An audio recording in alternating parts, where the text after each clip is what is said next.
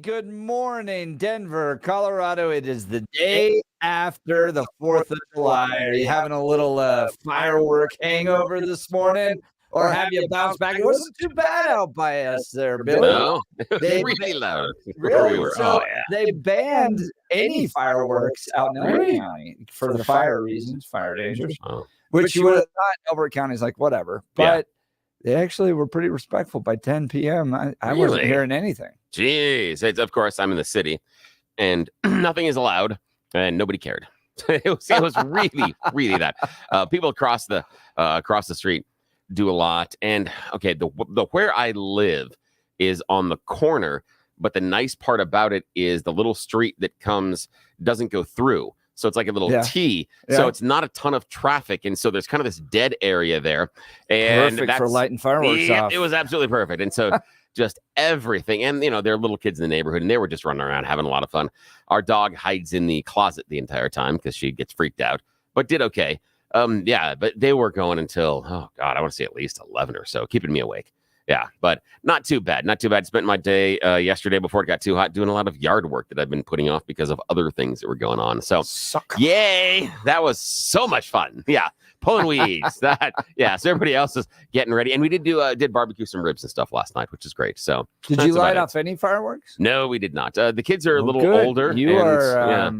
You are not a hypocritical, self-righteous, manipulative, incongruous BS I think for person. According to the Denver Post. Yeah, I know. We'll get into that in a second. I saw that. I think for me, I've done those before, but the kids are older, and two of them are out running around with friends doing other stuff. So there are only two that were at home. So, there wasn't any reason to go, and I knew that everybody else in the neighborhood with the younger kids were going to take care of that. So that was fine. Yeah, it was fine to just be able to watch it, look out the window, and see them. Yeah, doing that. That was okay. Very good. Yeah. Well, we've got a lot to cover today. I know it's one of those kind of weird days where everybody took the day off. It felt like a Saturday, and now you're right back into work.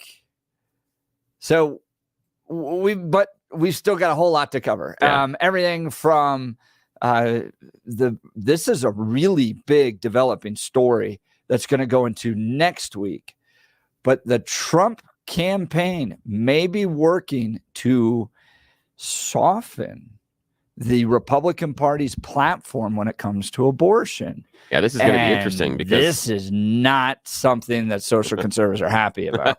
The thing is, though, that y'all chose a populist. You didn't choose conservative. Yep. Y'all chose a populist, and that means you need to sacrifice some of your values and some of your positions. It's what the deal is when you chose the populist. Well, y'all chose him. About it. Y'all chose him. That's up to you. So sometimes you choose this guy that you knew was a populist, and now you're like, hey, he's acting like a populist. This is confusing and hurts my brain. No, he's doing exactly what he does. This is exactly what he does. Yeah. There's a brewing conflict, and it happens just about every 4 years. There's an effort by more moderate Republicans to temper down the social conservative platforms. Now, this isn't necessarily the candidates' positions. This is the opinions of the Republican Party. And we'll be getting into that. That's a big developing story through Politico. Then some updates on Joe Biden with one of the greatest quotes I think I've ever heard from a president. My health's just fine. It's my brain that's the problem. Yeah, exactly. That's great. That's wonderful. Joe Biden talking both with Democrat governors and major donors over the last few days to try to shore up his failing candidacy. We'll cover that. And then in the studio at 9:00, good friend of the show, John Fabricatori, is joining us. Interesting ACLU legal battle that took place over the last few days. So lots to cover with regards to illegal immigration, the abortion platform, Joe Biden and the 2024 presidential campaign, and a dish full of brain cells played Pong. You'll never believe this story. This was wild. It's crazy when you had this one. I had not seen this because I had done about a 45-minute listen yesterday during my weed pulling about AI and about how we are at the point where, yes, it's a scam. It's a complete scam. AI is a scam. Completely. And it's a complete scam. Absolutely. And this is from a guy that works in the industry and is a programmer along with a reporter. Yeah, it's a scam. and we'll talk about it. I'm interested to hear that. All right, lots to cover. Let's check in on the news with Blake Olson. Blake, are you awake this morning? Hey, I'm awake. Good morning. Yeah, I want to hear that AI story. That's interesting, Bill. Yeah, I'm awake, and you know what? It was a great night last night, but for the first time, I was a little bit sad because my 16-year-old, he didn't get to see the fireworks. He has his first real job at Wendy's, right? So I go to pick him up at 10 o'clock, and it was so cool because the window at Wendy's, man, it was a great view. So everyone in the restaurant, they were able to see the fireworks. So man, I was happy. Oh, that's cool. That's great. Yeah, there were some good ones up in Timnath, that Timnath Reservoir, so he could see those. So that was pretty exciting. So great night and great day today as we get ready for the weekend. 55 and sunny in Denver. Expecting highs in the lower 80s today. The 7-10 5-day forecast is coming up. Our top story.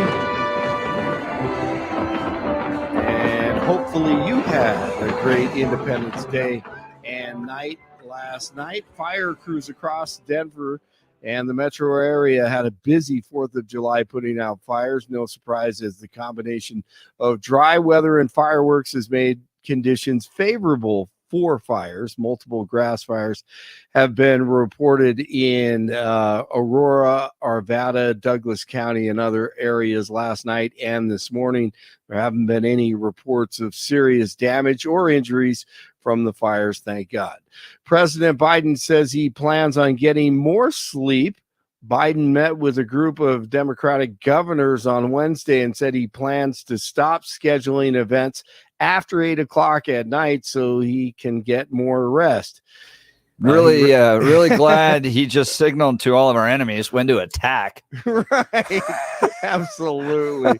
Given just everything out there, it's just so transparent. He is the most transparent president now, it looks like. Right? Like at this point, this is like we've diminished the presidency to the point where a guy that heads to bed at 8 and can't string a sentence together is now the leader of the free world. God, no. Talk about decline.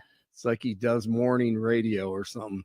Do you hear his speech last night? Do you have that up on audio? Actually, I'm going to play that right There you now, go. All yours. Ask and you shall receive. You read a speech on Thursday, and the 8-track is still skipping. Not ethnicity, not geography, not anything else. On an idea. The idea is contained in that we hold these truths to be self-evident. But all men and women are created equal, endowed by their Creator with certain inalienable rights. We mean it. We've never fully lived up to it. We've never, ever, ever walked away from it. I don't know how because of you. How he does that. It's crazy because I listened to that and there are 2 skips. It's pretty impressive though. I mean, how he skips over 2 or 3 words. So multiple reports say Biden was trying to reassure the governors about his ability to defeat former President Trump in the November election. He went on the radio and admitted that he messed up. I'm not going anywhere. All right. I screwed up. I made a mistake. That's 90 minutes on stage. Look at what I've done in 3.5 years. Yeah, exactly. Look at what you have done in 3.5 years. I agree with that. Former President Trump on the golf course, someone caught him on their phone. It went viral. Just tell him the truth. He did drop an F-bomb. What did I do with the debate the other night? Oh, amazing. That old broken down pile of crap. Yeah. It's a bad guy. He just quit, he's quitting the race. Is that right? Yep, I got him out of the race. And that means we have Kamala. I think she's going to be better. She's so bad. She's so pathetic. It's so amazing. She's so bad. So I just can't imagine. But can you imagine that guy dealing with Putin and the president of China, who's a fierce person? He's a fierce man, a very tough guy. And they see him, they can't. But they just announced he's probably quitting. Yeah, Just keep knocking him out. Huh? Oh, I love it. I love it. It would be so fun to play golf with that guy. And then he's got Barron sitting next to I him. saw that. Yeah. So- That was great, man. Keep on doing. I mean, it was funny as the phone looked like it was undercover phone or whatever. I'm like, man, just pull the phone up. He probably would have invited it and said even more. You Right? know? Right? Yep. Big interview for Biden tonight with George Snuffleupagus on ABC, one of the biggest lefties in D.C. Here's what President Jill will be telling Joe before the interview. Mr. Snuffleupagus is on his way, Elmo. Now this is it. Remember, we have to cooperate. Oh, yes, cooperate. Make sure you cooperate, guys. I think this is euthanasia. I do too. I think this I do is too. when they finally take him out. Yeah, I think I'm down to 11 days now. 11 days is my guess. So, man, I want that thing to hit next week. He hasn't done Just a good after interview next week. in a long time. You go back and look at those 60-minute interviews where Scott Yeah. Pelley asked him about his mental acuity and his. No, this isn't going to be live, right? It's not a live interview. is No, it? it's not. But I just They're don't. gonna I don't think cut that thing. I don't know how good you could possibly cut it to get that guy to look good these days. If he can say 4 canned answers, they have 3 cameras, typically 4. They'll have 4 cameras, and they'll cut to a wide shot every time.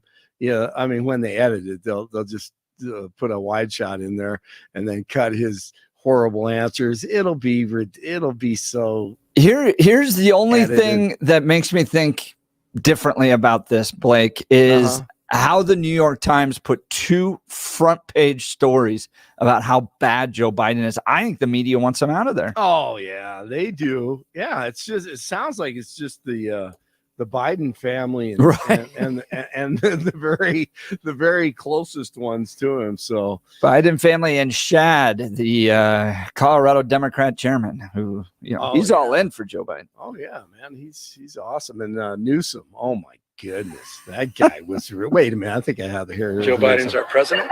He said he's all in. I doubled down, said I'm all in. And not only that, I'm here with you to prove it. What a hero! He's so amazing. He's got great hair. All right, here's a sad story. 4 people are dead after a crash between an off-road vehicle and a pickup in Morgan County. The state patrol says the crash happened at the interstate of 2 county roads Wednesday afternoon. 2 adults and 2 children in the Polaris RZR off-road vehicle were killed. Investigators say the driver of the Polaris ran a stop sign, causing the crash. The driver of the pickup was seriously injured but is expected to recover. A fire burning in southern Colorado caused by lightning is now 25% contained. The Oak Ridge fire burning near Beulah in Pueblo County has burned nearly 1,200 acres since it began last month. More than 800 firefighters are working to control the blaze. All right, let's see. I've taken enough of your time. On the ground to first, totally a good feed. The Beaks of the Rockies have defeated the Brewers 4-3 to split this 4-game set. All right, Drew, thank you very much. So the Rockies win it. 50 yesterday, 52 in Lone Tree, 51 in Westminster, 55 in Denver. Jeff and Bill continue TGIF. Happy Independence Day weekend. Blake Olson, News Talk 710 KNUS. Here's your 710 5-day forecast. Partly cloudy skies to mostly sunny skies. Quite pleasant today. Low 80s, clear tonight, mid 50s.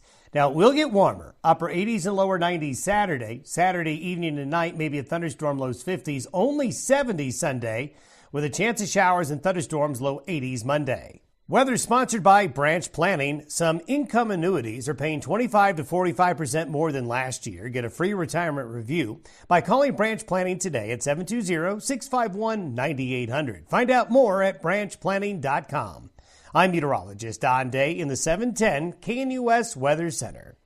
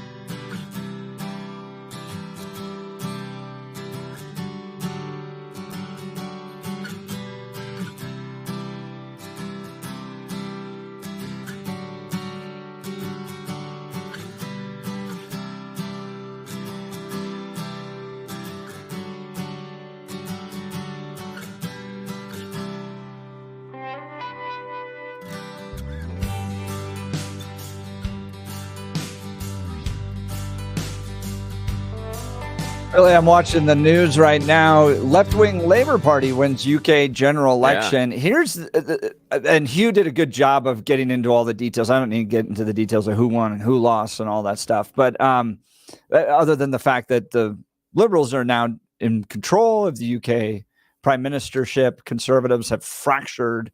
Nigel Farage actually did pretty well yesterday, but because of the fracturing with Conservatives, Liberals are now in power. Here's the question I'm just interested in is how quickly they turn over their government. It's like in a matter of hours. I'm surprised that it's happened so often. I mean, if you figure within the Biden presidency, I think we're on our third or fourth prime minister in England. Yeah. That's kind of crazy to think about because they just get call elections whenever. They call elections whenever. And then when they lose, the loser literally drives over to the king, hands in the resignation. Yeah. The new prime minister sworn in, and it's in a matter of hours. Yeah. For us, it takes months to turn over a government in this state, in this country. It is kind of crazy. It's interesting to watch. They do things a little bit differently. There are some things I like about the English system. There are some things I think are absolutely awful and would be horrible. The idea of just randomly calling elections whenever seems just stupid on so many levels. But you think our low information voters in America would not give not at all interest in now? Think about if it was just called like tomorrow. And think about how often the other party says the people in power need to be removed and everything else, and just the transitory nature of how we're like, done, get them out. And we have short attention spans as it is. We'd be changing presidents about every 8 months. That's just what we do because we have very short attention spans. You know, how quickly does someone going from being the best to being the worst to being the best? It happens all the time. You can see it in sports. You see it in music. So, yeah, I'm fascinated by the system. But this is, and again, a coalition government. We'll have to see. First time in 14 years, though, that Labor has won. Yep. So this will be interesting. But I have a feeling it's going to turn very quickly against Labor because one of the things that England is dealing with right now is, again, rising cost of housing, but again, also rising cost of stuff at the grocery store and stuff they're paying for, which is weird.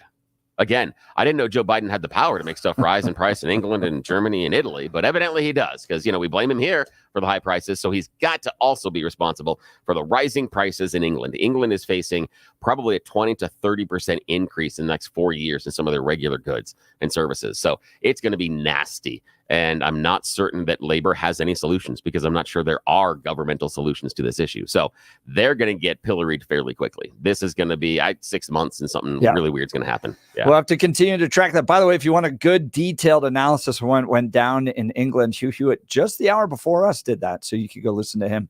It was great to listen on the way in. Man, Salem's got great lineups. Everything from Hugh Hewitt to us, to Charlie Kirk, to Cal Thomas, to Dennis Prager, to Mark Levin. I mean, it is just Brandon Tatum. You get all the news you need on the Salem Media Network. Billy, this op-ed got me thinking, and I've been going back and forth on this. It was in the Denver Post yesterday. Yeah.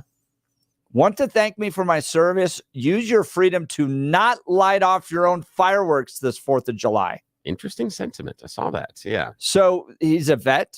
Michael Genet is his name. He spent 8 years in the Air Force. And he said, there's a lot of folks out there that have PTSD who struggle with returning to the United States. And when you add in all of the fireworks constantly, his critique seems to be more geared towards the idea of from June to August, we just light stuff off in this country. But it harms people with PTSD. But he has this line that I just was kind of like, yeah. All right.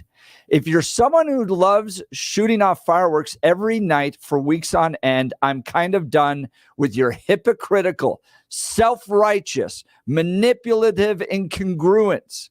BS of thank you for your service because you obviously don't mean it. Wow. That's interesting. Just as soon you keep your mouth closed and let me get on with my day than wishing me thank you for your service. Wow. That's interesting. And it's an interesting perspective because I have a friend that came back from the Iraq War and had awful PTSD, crippling PTSD. It ended up part of the stuff and the fallout from what happened over there ended his marriage. and he spent years in therapy because of it. And there are some horrible stories. And part of it was he was in heavy equipment and machinery. They weren't necessarily well protected, but they were really easy, slow, big moving targets. They were attacked all the time. And so the fireworks, the bottle rockets, those things like that immediately trigger him immediately, because that's what they had to listen for. And it is a very, very dark place that he goes to during 4th of July. He has to get out of town, and he doesn't live here. He lives in Junction, but he doesn't. He gets out because he can't deal with it. And it's so difficult for him. So I understand. And again, personally, I've got an issue with the people that light it off for the entire week as well. We kind of have a whole day here. I'll give you a grace period of the 3rd and the 5th, just because, okay, you're excited about the 4th, and the 5th, you got extra stuff you didn't have. Other than that, shut up. And, I'm just tired in some cases, your dad gets up early, and so maybe we're not doing fireworks on the 4th. But yeah, I know. So here's where I'm kind of, yeah. So I understand what he's saying. Yeah. Right? Like, dude, you're facing that level of PTSD. Yeah. That must stink. Wow, I am so sorry. And obviously, I don't want to contribute to anybody's the continuation of the suffering they have as a result of PTSD. But here's the other thing where I'm kind of like, this ain't the first war. Yeah. Really? Like, we went through all World War II. I don't remember hearing that generation complaining about fireworks. Vietnam, I don't remember that generation complaining about fireworks. Like, is he just being kind of soft here? Where you're like, all right, I get that, but man, we came back. I remember, maybe it's just nostalgia, but you watch the TV shows and of the baby boomer generation, and everybody's out having fun, celebrating fireworks, eating hot dogs and block parties and all that stuff, and no one's writing in the newspaper, you are a hypocritical, self-righteous, manipulative, incongruence, BS of thank you for your service because you want to light off some fireworks. Really? Could it be that at that time, saying something like that would engender exactly the response that you have, that they're weak or soft, and that would not be acceptable to be a former soldier in the 70s or 80s and to be viewed as weak or soft or even flawed. And a lot of the vets coming back from Vietnam had to deal with that. I mean, they weren't even accepted. They fought the bad war. And so they were denigrated on a level that we haven't done that to soldiers in a long time. So they dealt with a whole lot of other stuff. I have a feeling fireworks and PTSD was probably lower on the list as far as their priorities. World War II, I would say, is different. I bet one, there has to be the stoicism based on where we had in the society at that time, but also they came back necessarily as victors. And coming back from the Iraq War, it was we did what? There wasn't a lot there. We didn't win, nor did we lose. An exit strategy. Yeah. Congratulations. Yeah, exactly. We didn't really win. We didn't really lose, but we lost a lot of people, and we paid a lot of money for that, and we screwed up a lot of people's lives, and so that's not necessarily celebrated either.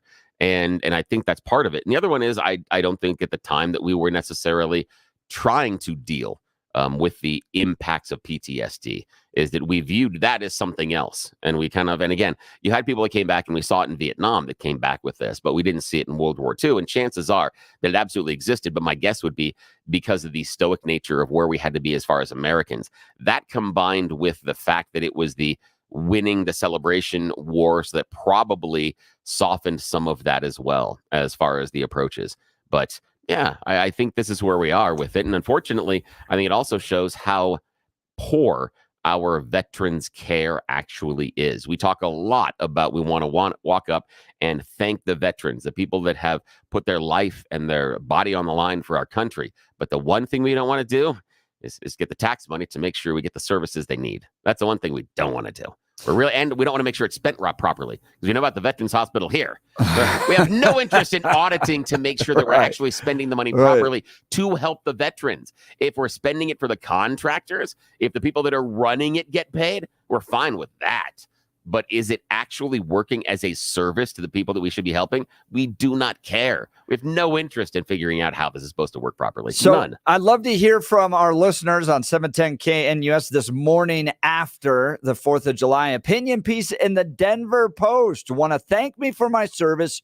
Use your freedom to not light off your own fireworks this 4th of July.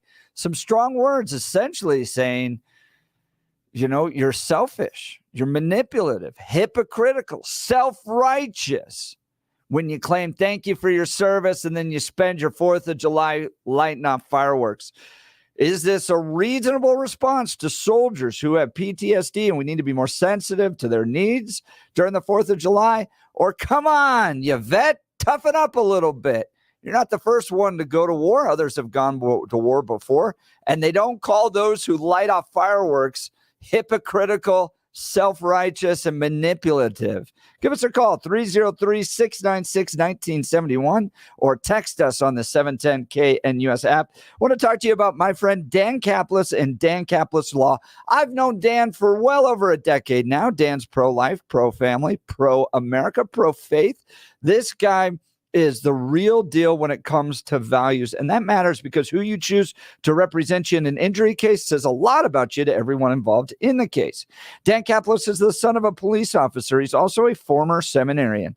Dan has dedicated the last 40 years of his life to helping people who are hurt in serious motor vehicle crashes. Dan is believed to be the only lawyer in Colorado history to win 5 straight multi-million-dollar verdicts in Colorado crash cases. Dan is also believed to have won the largest truck crash verdict in Colorado history. Dan Caplis Law is the official law firm partner of the Denver Nuggets and the Colorado Avalanche. Dan Caplis Law is a serious firm for serious cases.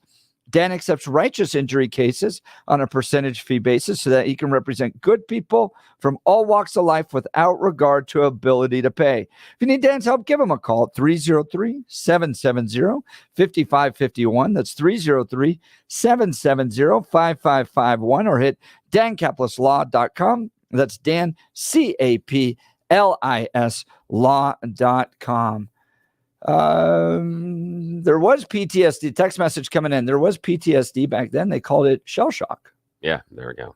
You saw some of those videos, those old videos like World War I. Oh, yeah. The guys like shaking and stuff like that. Absolutely. Crazy. Well, give us a call or text us. You're listening to The Jeff and Bill Show. News Talk 710, KNUS. At this hour in Berlin, I'm Trent Murray, and here are the top stories we're following. The United Kingdom has a new Prime Minister. His name is Keir Starmer, and his party just won in a landslide in overnight elections. Stuart Smith has more from London.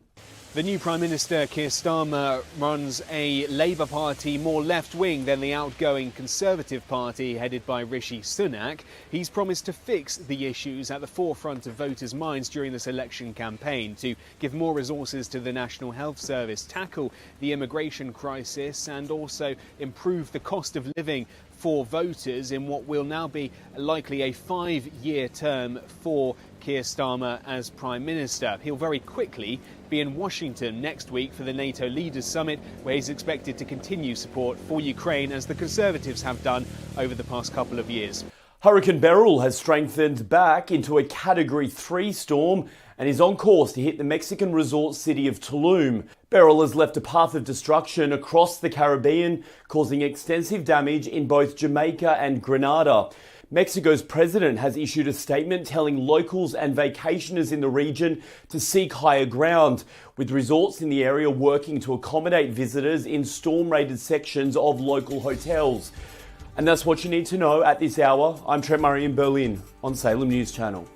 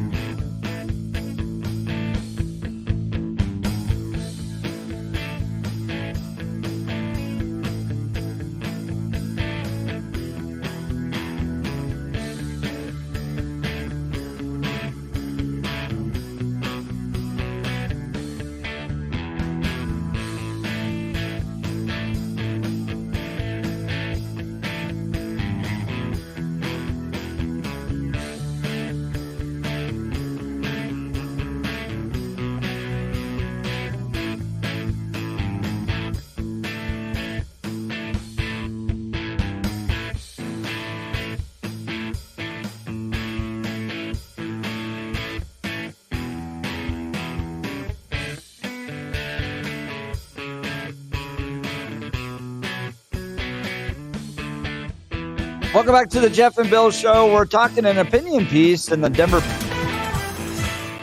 Want to thank me for my service. Use your freedom to not light off your own fireworks this 4th of July. Comes from a veteran of 8 years, Michael Genet, who basically makes the argument, look, there's a lot of vets out there that suffer from PTSD. When you go out there shooting off your own fireworks, you're creating a problem for all of us. He recommends you go and watch, a city-oriented fireworks display, but he gets some strong language towards the end of his piece. He writes, I'm kind of done with your hypocritical, self-righteous, manipulative incongruence. BS of thank you for your service because you obviously don't mean it. I just as soon keep your mouth closed and let me get on with my day. Don't tell me thank you for my service and then light off a bunch of fireworks. Is he right? Or is he being overly sensitive? The question I asked before the break was, it's not like we haven't gone to war before. Lots of people have gone to war. And I don't remember the soldiers returning from World War II trying to shame kids for wanting to light off fireworks. I don't know. Give me a call, 303-696-1971. Let's go to Steve Lakewood. You're on the Jeff and Bill Show. Good morning, Steve. Morning. Morning. I've just got a couple of little things. One of the things was I just remembered shell shock was what they called it in World War I. Combat fatigue was what they called it in World War II. PTSD was what they called it in Vietnam. Mm-hmm. There was also a case, I read a lot of history. I especially have always been interested in the Civil War. And I don't remember the man's name or his rank, but he was a commander. He was apparently a very good one. He was one of the lesser known heroes of Gettysburg. Apparently, before the war was over, he had to leave the Army because he had a breakdown of some kind. And after the war, about 2 years, he killed himself because of it. And so they were suffering from PTSD clear back even in the Civil War. I don't think you can put people into a situation where they're under such extreme violence without some people at least having a breakdown of some kind. Well, and Steve, I don't think the concern of the questioner has to do with the fact that people have PTSD or no. The question is, is it right to kind of get angry at people for firing off fireworks around the 4th of July because of vets or, are they just kids having fun? Well, no, I understand that. And yes, we had fun. We had my family, I'm from the boomer generation. So yeah, all our parents were World War II veterans and stuff. And I don't know that we ever had problems like that, but then I don't know because that was not something that was really ever talked about. Very fair. I had relatives and friends who never, ever spoke of the war. I have friends from Vietnam who never, ever spoke of the war. They, a lot of them just bottled it up. Mm-hmm. And in some respects, the mental thing was kind of a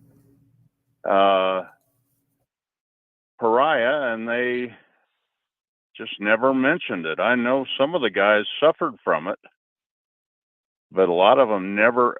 You had thousands of World War II vets die without ever telling their family one thing about their service. Yeah, it's because at the time therapy was a weakness.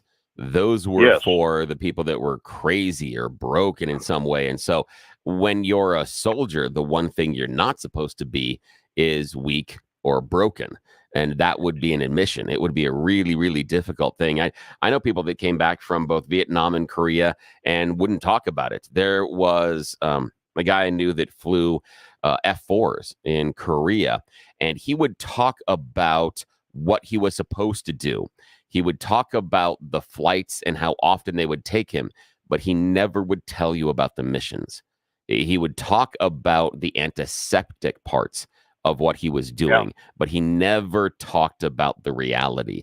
And it was interesting. It was really interesting. He went on to be a Learjet pilot and a really, really good guy, but he never talked about what it was that he was doing. He talked about the job, but didn't talk about the activity. It was really interesting. And look, again, I'm not discounting the idea that people with PTSD. Here's a good text message in response to this. You know, vets like Tulsi or Jacko Willink, I think is how you pronounce his last name, tell you to go blow stuff up.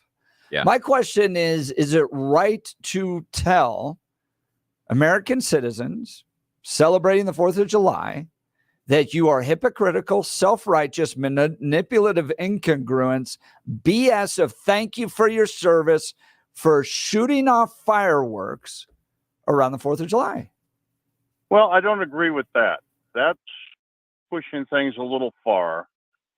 I'm just saying that I think like my dad's generation and those people, it just was, that was not something that was ever talked about. Feelings were bottled up. People today are much more open about them. Now, I have a son that did a tour in Iraq and a tour in Afghanistan. And I know when he came back, he suffered from some PTSD, but I couldn't even tell you how much. He didn't sleep at nights and stuff like that. And I've never once heard him complain about anything like that. Yeah, and I know he was in combat. And that's a difficult one because in many ways, Iraq and Afghanistan were asymmetrical wars in ways that Vietnam was as well. And so it's a different type of a war because you're worried about different things.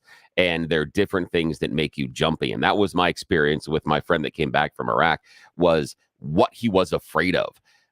It was a point where if he was sitting on his couch and he saw kids that were riding bicycles in his neighborhood and he didn't recognize them as neighborhood kids, he went into red alert because anything unusual in that war theater can kill you. So if you see people you didn't know, if you see things that seem unusual, so that's something that he struggled with. People that were coming up, oh my gosh, you cannot believe what he went through when people would come up and knock on his door and try to sell him things. That was a huge intrusion. It took him a long time to get over that not being a trigger for something bad going to happen. Yeah. Yeah. Well, Steve, I appreciate the call. Thanks so much. Steve from Lakewood, his line will be open 303-696-1971. If you're wondering what we're talking about, opinion piece in the Denver Post yesterday. Want to thank me for my service. Use your freedom to not light off your own fireworks this 4th of July. Arguing that you're essentially disrespecting veterans who have PTSD. You're hypocritical, self-righteous, manipulative, and full of BS for claiming thank you for your service and then lighting up fireworks that speaks or affects the PTSD of soldiers. And my question is, without dismissing the idea that PTSD happens, we're being a little too sensitive here. I don't remember previous generations trying to shame young kids for lighting off fireworks, saying that you're disrespecting soldiers because of it. Give me a call, 303-696-1971, or text us on the 710 KNUS. I want to tell you about my friends Joyce and Brent Tolliver with Roll 'em Out Shelves. Absolutely wonderful people. We were remarking about this yesterday with friends and family about Roll 'em Out Shelves, how good they are and how much they have improved our kitchen. So what Roll 'em Out Shelves are is they build these sturdy Baltic birch shelves right into your kitchen, and you can now pull out all the shelves in your kitchen and access everything in the back really easily. Right? In the past, you had to pull out all that stuff, or you just forgot about it, or you had to reach awkwardly back there and try to pull that stuff forward. This solves that problem, opens up your kitchen, and allows you to access so much more. Begin the affordable transformation in your home for less than $1,000 when Roll 'em Out Shelves efficiently organizes your space with sturdy Baltic birch shelves built right here in Colorado and guaranteed for life. Call for your free in-home estimate today, 303-475-9601 or rollemoutshelves.com. Be sure to tell them Jeff sent you. rollemoutShelves.com. We'll continue with your calls and text. You're listening to the Jeff and Bill Show. News Talk 710 KNUS.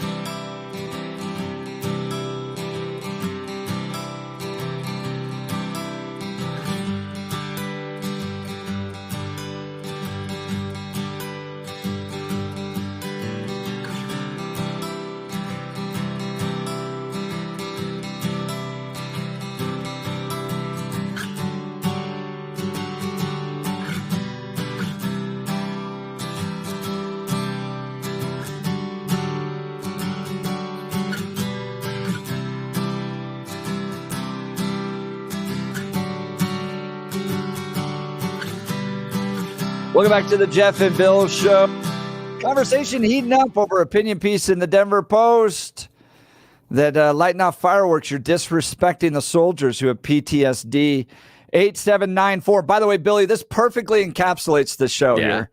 All right, we got one person who said, whoever wrote that's a snowflake. Come on, toughen up. And then Suzanne from Denver wrote, if you've never been in combat, you don't get it. You have more sympathy. See, that's why we're different. That's what makes it. This is both sides. Nowhere else you're going to get this clashing of ideas. It's fantastic, and we appreciate those. Let's go to Chris in Denver. Chris, you're on the Jeff and Bill Show, News Talk 710 KNUS. Good morning, Chris. Good morning. Good morning. One thing I would like to point out is, as growing up as a kid, fireworks were sparklers, maybe a pop bottle rockets. If you got lucky, you might get your hands on an M80 or a cherry bomb, and that was it. And it was 4th of July. I live in Castle Rock, and they've been going off for over a week now, from 6 o'clock to midnight last night. And I didn't even go to the city one anymore because there's guys sitting 4 and 6 inch mortars off all around me all night long. Yeah, my neighborhood too. And it starts all week. That's the part that gets me, is the fact that it's all week.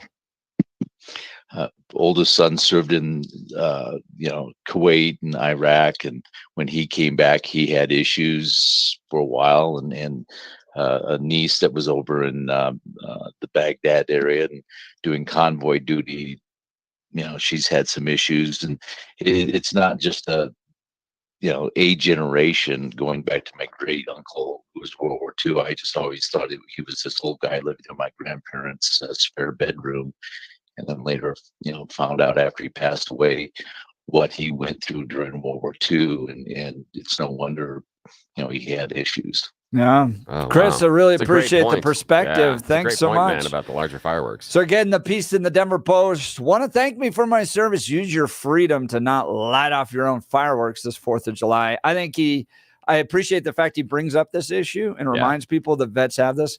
But I think you went a little too far with the language. I would agree with you. Yeah. Hypocritical, self-righteous, manipulative incongruence, BS of thank you for your service. That's a little too far. They're kids having fun. Yeah, exactly. All They don't right. understand yet. That's Speaking okay. of kids having fun, Billy, let's see you choose the news. Yes, it is that time this morning, sir, where since we were off, we are not doing the loser edition. We have some fresh stories for You Choose the News. And a big shout out to Randy from Castle Rock, who came out and hung out with me at a Dry Dock Brewery earlier this week. Randy, hope you are up early this morning because you said you wanted to play You Choose the News along with us. All righty, Blake Olson, Jeff Hunt. Just a reminder, this frivolity is not sponsored by Roll 'em Out Shelves. They're a wonderful mother-son company that will come to your house and give you a free in-home estimate to solve your clutter issues. The one thing they won't do is support anything as ridiculous as this. As always, dumb stories, dumber headlines, game. All righty, here we go. Mr. Hunt,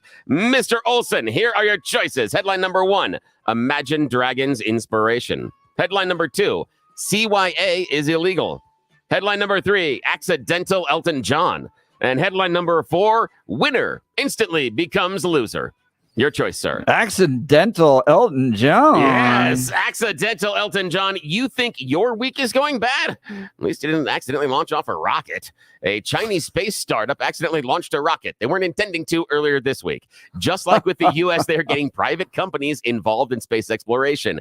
Their version of SpaceX basically was doing a test run on a rocket. Was supposed to be static, but when they pushed the buttons, the engines ignited. And even the harness that was attached to the rocket that was supposed to hold it down didn't hold. Yet again, another safety failure. And it launched itself about a mile away. Watch out below! Yes. It landed in a mile away in a nearby mountain. Hit the side of a mountain. Yeah. So again, if you think you're having a bad week, at least you didn't accidentally launch the rocket. You know who would There's be really always bad to good get things. together? That dude and the guy Yes. from Hawaii that sent out the text message of Yes. incoming ballistic That'd missile. Be awful. Yeah. And again, think about the performance review you're going to have. So tell me about the rocket engines. Yeah. All righty. Mr. Olson. It's a big red button. What was I supposed to do? Oh, no, it said launch. It was good. It was blinking, and he pushed the blinky button. Okay, Mr. Olson, your choice, sir. Imagine Dragons inspiration. CYA is illegal, or winner instantly becomes loser. Oh, have to go with CYA is illegal. Yeah, CYA is illegal. At least that's what our Food and Drug Administration is telling Bimbo bakeries. While it sounds like they don't know what they're doing, they actually run Sara Lee, Ora Wheat, Thomas's, Entenmann's, Ballpark, and many more baked goods. Yeah, the problem is they're lying to you. They are putting allergens on the ingredient list of their products when they don't actually exist inside the product. So they're telling you could be allergic to stuff that don't exist inside the product. Now, they're saying it's just CYA, potential contamination. We're just making sure that anybody with allergies They don't know is what's covered. in there. Yeah. But the issue is the FDA is saying, even putting the stuff that's not in there is illegal. You can't just take stuff out, but pretending there's stuff in there that isn't, that's illegal too. You can't do that. And they're like, oh, my bad. So, yeah, exactly. That's hilarious. Yeah, does fit with the name Bimbo. All righty. Now, Mr. Hunt, your final choice this morning. Imagine Dragons inspiration or winner becomes loser. Winner becomes loser. Yes, a winner instantly becomes loser. This gentleman had been working for years on trading to win this coveted tournament. Finally, he rose to the top of his specific sport. It's an esport. He recently was crowned Mortal Kombat 1 Pro Tournament champion. Wow. And he won $3,000 and then immediately lost it. See, the problem is that during his celebration, he picked up a folding chair and threw it into the air, discovering that the cost of the lighting rig that shattered above him was $3,000. So, yes, he immediately took his winnings, threw them in the air, Kombat! yes, and smashed the lighting rig. The organizers of the event said, this is not the first time it has happened. Please, when you win, stop throwing things. You're beginning to break the stuff.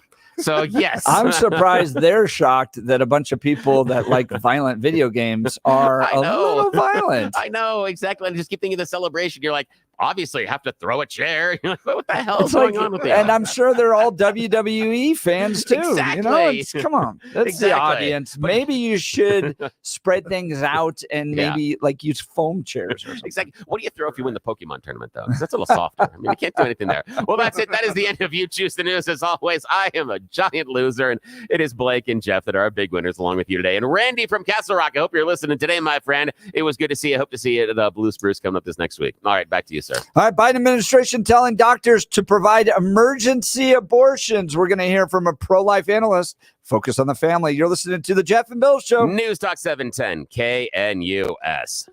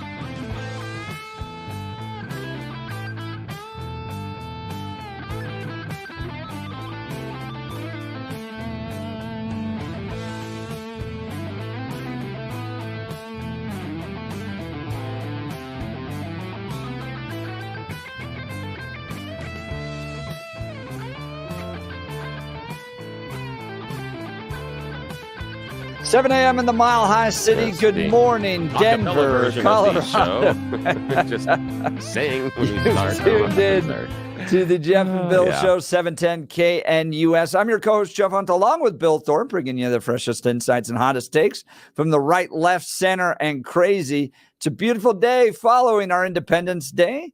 It is Friday, July 5th.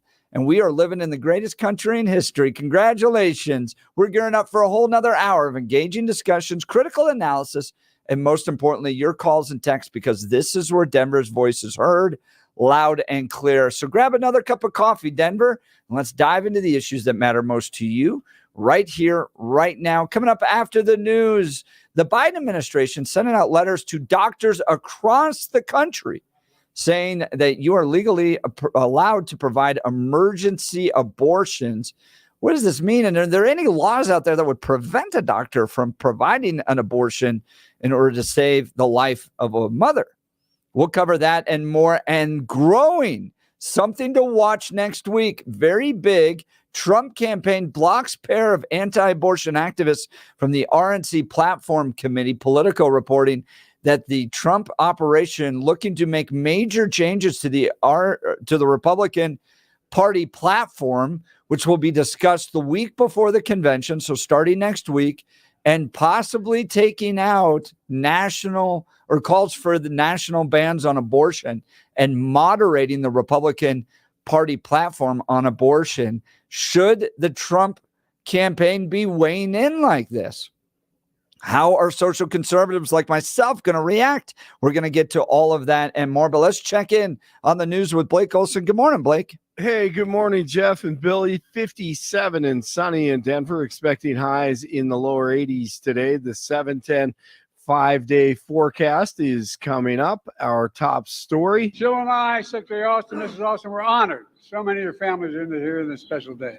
I really mean it. Oh, wait a minute. I think I kind of know what he said. Maybe there was a Jill in there and a family in there, I think. Jill and I, Secretary Austin, Mrs. Austin, we're honored. So many of Whoa. your families are here in this special day. I really mean it. Well, speaking of family, the Biden family isn't budging for now. He says he's not stepping down, even though he admits he wasn't good last week. I'm not going anywhere. All right. I screwed up. I made a mistake. That's 90 minutes on stage. Look at what I've done in 3.5 years. And he'll have an interview with George Snuffleupagus tonight on ABC. It'll be edited, I'm sure. So I would imagine George will let the Biden team know what he's going to ask so he can have all the answers. But you know where the lefty Stephanopoulos is coming from. We've never had a former president, a presidential candidate, who lies about the election that he lost. Yeah. We've never had a former president or presidential candidate who refuses to pledge to accept the results of the next election if he lost. You know, the peaceful transfer of power is the most fundamental tenet of our democracy. Refusing to accept it, I think, is un-American. I believe it's unconstitutional. And I think it's the job of the media to put that into context. Yeah, George on The View last month. Former President Trump on the golf course. Someone caught him on their phone, went viral. He was just telling the truth. He did drop an F-bomb. What did I do with the debate the other night? Oh, amazing. Kicked that old broken down pile of crap. Yeah. It's a bad guy. He just quit, you know. He's quitting the race. Is that right? Yep, I got him out of the race. And that means we have Kamala. I think she's going to be better. She's so bad. She's so pathetic. It's so amazing. It's just so bad. So I just can't imagine. But can you imagine that guy dealing with Putin and the president of China, who's a fierce person? He's a fierce man, a very tough guy. And they see him. They can't. But they just announced he's probably quitting. Good. Yeah, that's amazing. Just keep knocking him out. Huh? All right, so here's something interesting. Trump in 1980 with Rhoda Barrett. Why wouldn't someone like yourself run for political office? You have all the money that you possibly need. You've accomplished a great deal, even though you are only 34. I know there's a lot of things that you possibly can do in the years ahead. Why wouldn't you dedicate yourself to public service? Because I think it's a very mean life. I would love and I would dedicate my life to this country, but I see it as being a mean life. And I also see it as somebody with strong views and somebody with the kind of views that are maybe a little bit unpopular, which may be right, but may be unpopular. wouldn't necessarily have a chance of getting elected against somebody with no great brain but a big smile. And that's a sad commentary for the political process. Oh, that's interesting. Fire crews across Denver Metro had a busy 4th of July, putting out fires. No surprise, as the combination of dry weather and fireworks has made conditions favorable for fires. Multiple grass fires have been reported in Aurora, Arvada, Douglas County, and other areas. There have been many reports of serious damage. There hasn't been any reports of serious damage or injuries from the fires. Driver is in custody on a homicide charge following a deadly hit and run in Denver. It happened Thursday morning near Spear and Colfax, where a woman was hit by a car before she later died at the hospital. The driver fled the scene, but they were later able to find the driver and arrested him or her. I'm not sure who it was. The victim's identity will be released at a later date. 4 people are dead after a crash between an off-road vehicle and a pickup in Morgan County. The State Patrol says the crash happened at the intersection of 2 county roads Wednesday afternoon. 2 adults and 2 children in the Polaris RZR off-road vehicle were killed. Investigators say the driver of the Polaris ran a stop sign, causing the crash. The driver of the pickup was seriously injured but is expected to recover. 4 people have been bitten by a shark over the 4th of July holiday. Officials on South Padre Island say 3 people were bitten over a 2-hour period during July 4th during the celebrations, and one of the victims was taken to a local hospital for a serious bite. A shark attack was also reported Thursday in Florida. On the ground to first, totally a good feed. The Beaks and the Rockies have defeated the Brewers 4-3 to split this 4-game set. All right, good news for the Rockies. Royals in town tonight to start a series. 6:10 first pitch at Coors Field against the Rockies. News brought to you by Lair Fireplace and Patio, Denver's premier source for everything fireplace, patio, and grills, locally owned and operated since 1954. Online at lairfireplacepatio.com. 52 in Boulder, 53 in Castle Pines, and 57 in Denver. Jeff and Bill continue TGIF. Happy Independence Day weekend. Blake Olson, News Talk. Here's your 710 West. 5-day forecast. Partly cloudy skies to mostly sunny skies. Quite pleasant today. Low 80s. Clear tonight, mid 50s. Now, it will get warmer. Upper 80s and lower 90s Saturday. Saturday evening and night, maybe a thunderstorm, lows 50s. Only 70 Sunday, with a chance of showers and thunderstorms, low 80s Monday. Weather sponsored by Branch Planning. Some income annuities are paying 25 to 45% more than last year. Get a free retirement review by calling Branch Planning today at 720-651-9800. Find out more at branchplanning.com. I'm meteorologist Don Day in the 710 KNUS Weather Center.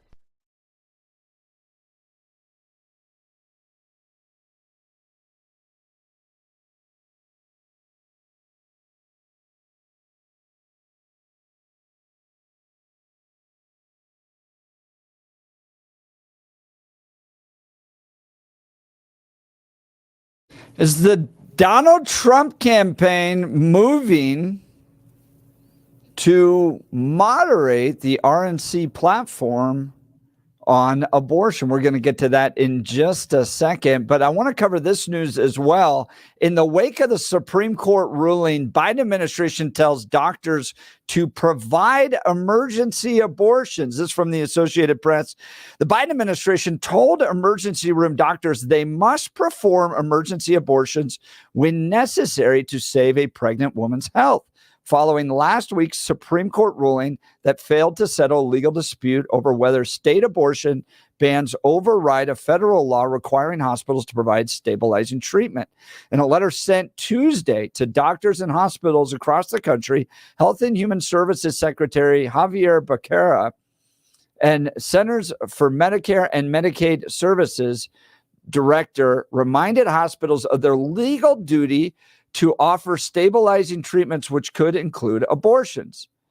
No pregnant woman or her family should have to even begin to worry that she could be denied the treatment she needs to stabilize her emergency medical condition in the emergency room, the letter said. It continued, and yet we have heard story after story describing the experiences of pregnant women presenting to hospital emergency departments with emergency medical conditions and being turned away because medical providers were uncertain about what treatment they were permitted to provide.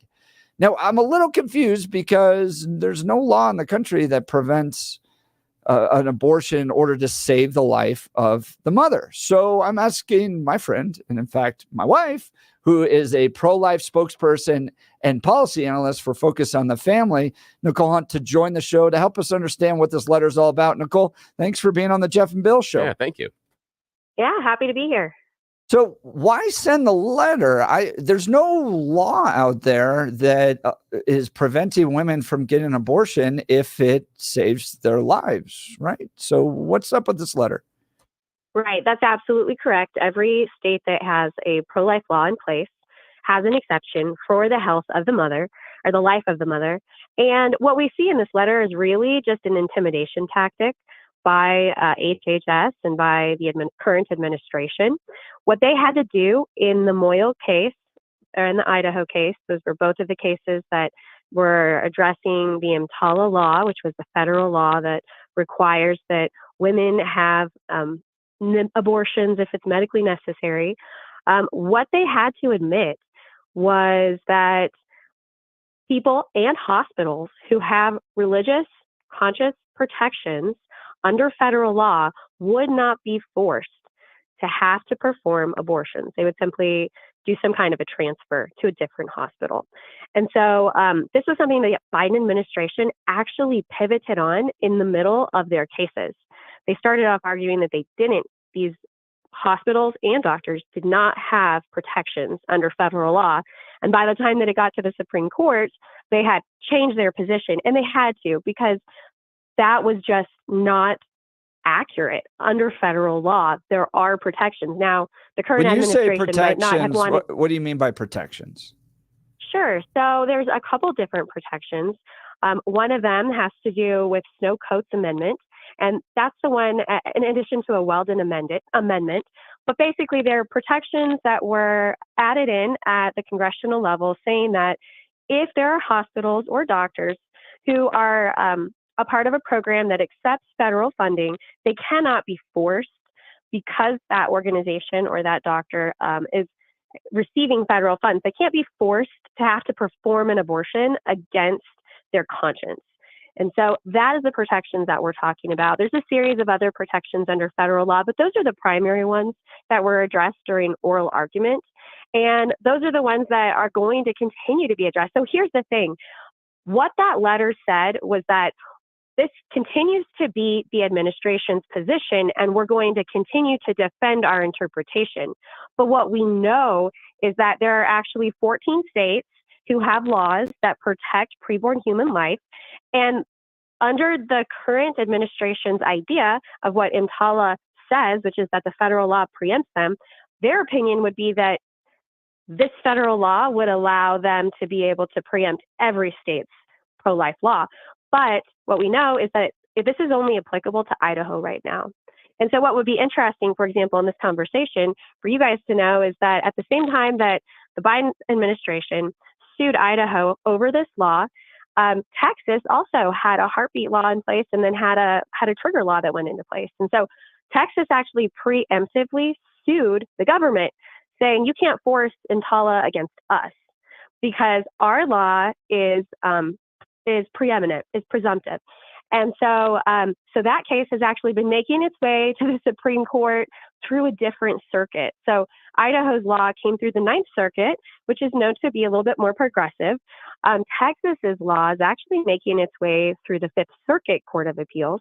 And all along the way, the federal district court and then the appellate court, they actually supported Texas and said that Texas law gets to reign here and it will overrule EMTALA.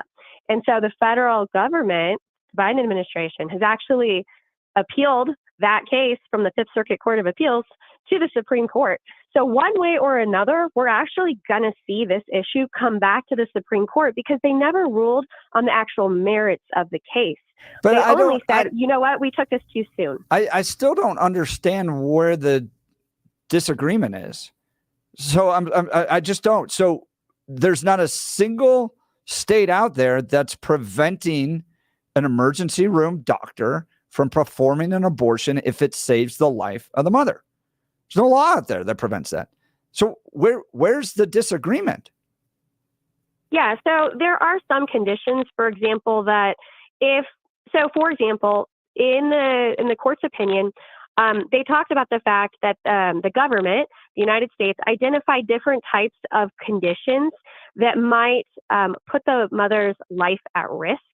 And so some of those examples, for example, placental abruption, they actually list preeclampsia, which I thought is interesting. So of course, Jeff and I, our oldest, I had a condition of preeclampsia. And so she ended up being born 13 weeks early. Now, thank God, we were past the point of viability. She was at 27 weeks gestation. So when the time came and she had to be delivered in order to save my life, because my life was at risk, my kidneys were no longer functioning. And the only known cure is to get the baby out of the body. But that procedure was able to be done to save her life and to save my life. And so that was an example of preeclampsia hitting after post viability. But these are some of the conditions that the United States has said, these are conditions that would apply under our law, the federal law, but wouldn't necessarily apply under the state law. Now, the cool thing about what happened in Barrett's opinion here, which wasn't the majority opinion, but it was joined by several other justices, is that she said that the United States had to clarify that if a pregnancy was post-viability, then the federal law did not require an abortion. It required a delivery. So there are lots of concessions that were made here that is going to protect lives in the long run. But these were things, for example, the federal government. So once the federal government identified these, there were several of these conditions that Idaho said, actually, our law already says that women can get medical help. But these were things that they didn't clarify in their law initially.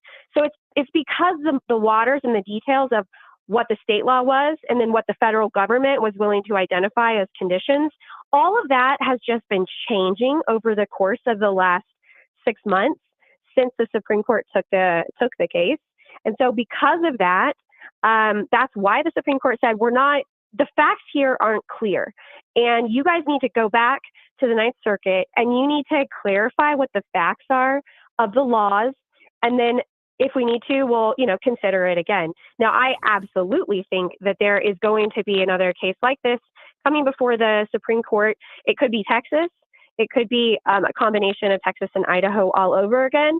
But these are the ones that are already in the hopper, and they're making their way through the federal circuit system. So they're absolutely going to be heard. But help me understand again what the issue is. The issue is the federal government is saying that some things qualify as emergency procedures, other things don't qualify. And that's what's going to the U.S. Supreme Court. Because, again, at the end of the day, there's not a single state out there that's saying that an abortion can't be done to save the life of the woman. So what is the issue argued at the U.S. Supreme Court? This list from the federal government is the list of things that qualify, and this list from the state is the things that qualify. What are they debating at the U.S. Supreme Court? So the actual language that they're debating is necessary stabilizing treatment for emergency medical conditions and labor. That's it. So for example, there were when all of the language, and this is why when you're doing policy, it's really important that you use language that you can defend in court, right? So some folks on the pro-life side were saying, instead of using necessary to save the life of the mother or medically necessary, some folks were saying, let's just use what's in the EMTALA law, which says emergency medical conditions. But it is the definition of these terms that is at debate here. And then whether or not it would qualify under the state law if we're talking about using different language. So that Gotcha. is exactly what is under debate. Great. So then the Biden administration sends out a letter. And by the way, thank you. I'm not an attorney, so understanding these things, I need it to be distilled down. So the Biden administration sends out a letter in wake of Supreme Court ruling. Biden administration tells doctors to provide emergency abortions. Are they going to provide conscience protections at this point? Are they forcing a Catholic OB, for instance, in an emergency room to perform an abortion? So, I mean, based on their answers during oral argument, it would be completely imprudent of the federal administration to try to force this now. So, for example, during oral argument, there's a series of questioning about conscious rights for doctors and then conscious rights for hospital entities. And the government's attorney has to go back and say, there are, and I'm reading verbatim, there are federal conscious protections that apply at the entity level to hospitals as well. And he's saying that after just having a conversation about protections for doctors. So it would be so very imprudent for the federal government to now try to go after doctors or hospitals that say that we're not going to provide this. Now, what's interesting is that after he says that, the next paragraph, he starts talking about the fact that, to his knowledge, there has never been a hospital that has had that kind of objection. So in my mind, as an attorney, I think, I might be like, well, in that case, our religious entity, that the hospital is going to say, this is our objection, and this is why we will transfer. And this is clear protection now that has been discussed. And it wasn't only discussed during oral argument, it was brought up again during, in the opinion, especially in Justice Barrett's opinion. She reiterates that the government conceded such and such. And not only did the government concede that there would be protections, not just for doctors, but also for hospitals, the government also had to concede that the mental health of a woman is that it would be imprudent, and not just imprudent, but medically wrong to say that an abortion is the answer to a mental health condition. They said that instead you needed to treat the mental health condition, not just get an abortion. So that was a huge concession as well that the federal government had to make. So I think that there are a lot of concessions here that really are going to protect the lives of babies in Idaho.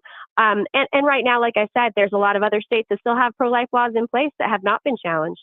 And so they will continue to stand, and the state law will preempt federal law. We'll have to see what happens in Idaho. This will come back to the Supreme Court.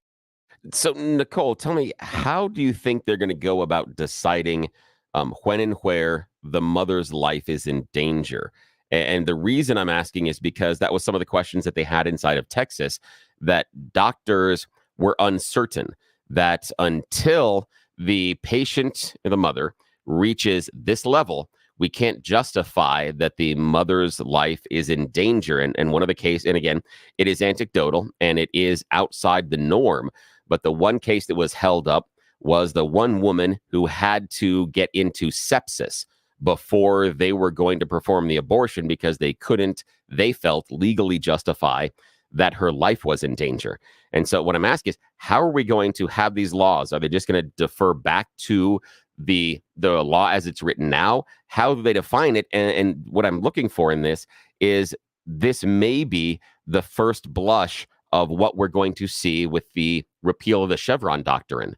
That are we going to see them pushing back and saying, no, if they want this, legislators have to change this? And the other question is, or will we see that boogeyman, the Supreme Court, legislating from the bench? Do they then drop the rules? And now we have the people in the black robes drawing up the laws, not the lawmakers. How do you think this is going to play out? No, certainly not folks at the Supreme Court, because again and again, right, the Supreme Court this term has reiterated that if at all possible, these decisions need to stay at the policy legislative level. This needs to play out in our state houses and through our legislative actions rather than from the Supreme Court. So in the current Supreme Court, how it's set up, I don't think that they're going to want to step into that space. However, I think to the extent that medical boards have authority, continue to have authority, it falls to them only because it's been, directed from the legislature. And to the extent that they have authority, they need to be clarifying this is the intent of what this law means. And to the extent that their authority to speak into the situation is limited, it goes back to the legislature. They are the ones who are held accountable by the people. If they pass language that is not congruent with the beliefs of the majority of the people in their state, then they're replaced. But that is exactly how representative democracy is supposed to work, right? It is supposed to ultimately lie in the hands of the people, and they're allowed to continue to have control over the policy that they are regulated by through their voting. And so that is how it's set up. That's how it should be.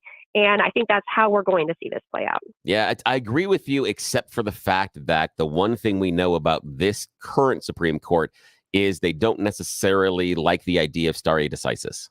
They seem to want to buck that in any way, shape, or form in certain conditions.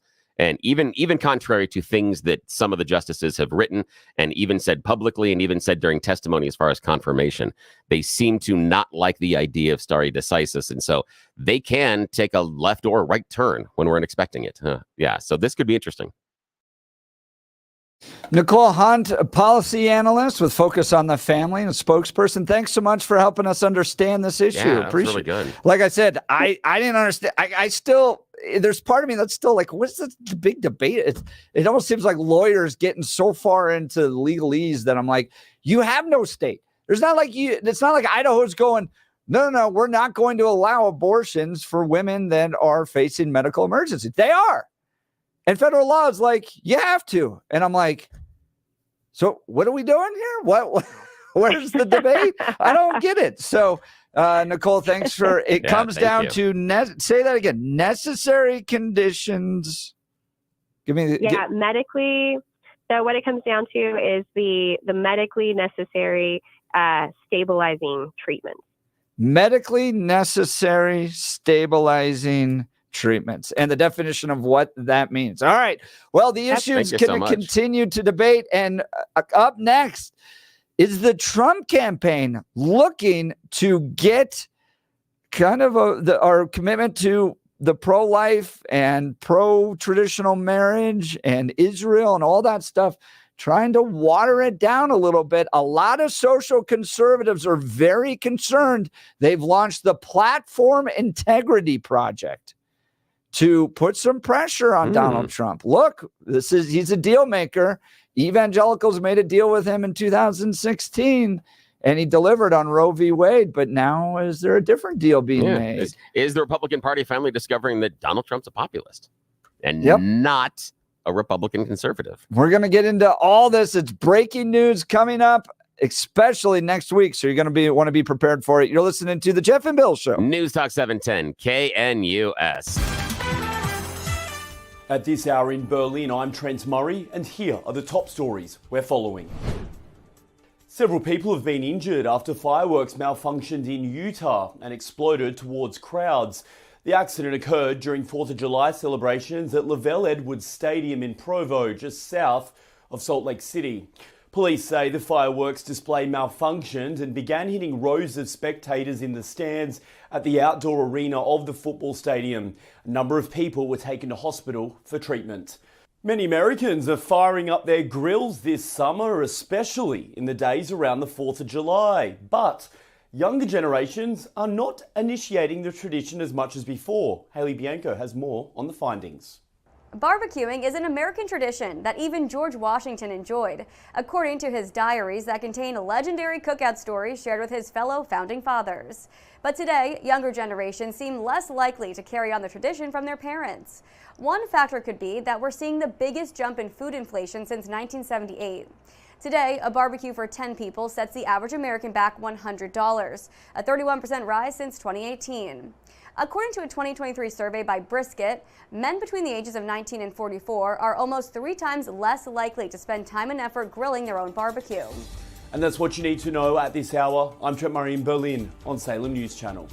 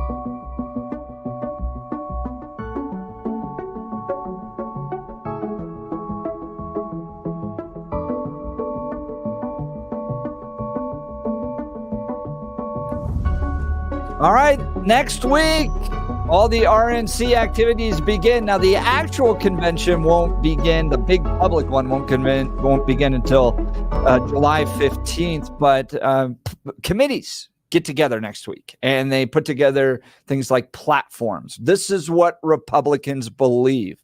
The party platform has long condemned the procedure of abortion and supported both state and federal restrictions on abortion, including a 20-week national ban.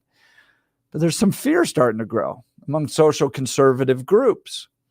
Anti-abortion groups, this is from Politico. Anti-abortion groups fear the RNC's platform committee is about to make Trump's leave abortion to the states position, which they've reluctantly accepted, the official position of the Republican Party. Doing so, they say, would undo decades of progress by their movement to restrict access to the procedure at all levels of government, and they warn it could cost Trump the election in the process. So here's the position that Trump is in right now. The single largest voting bloc within the Republican Party, in fact, the single largest voting bloc in American politics, are evangelicals.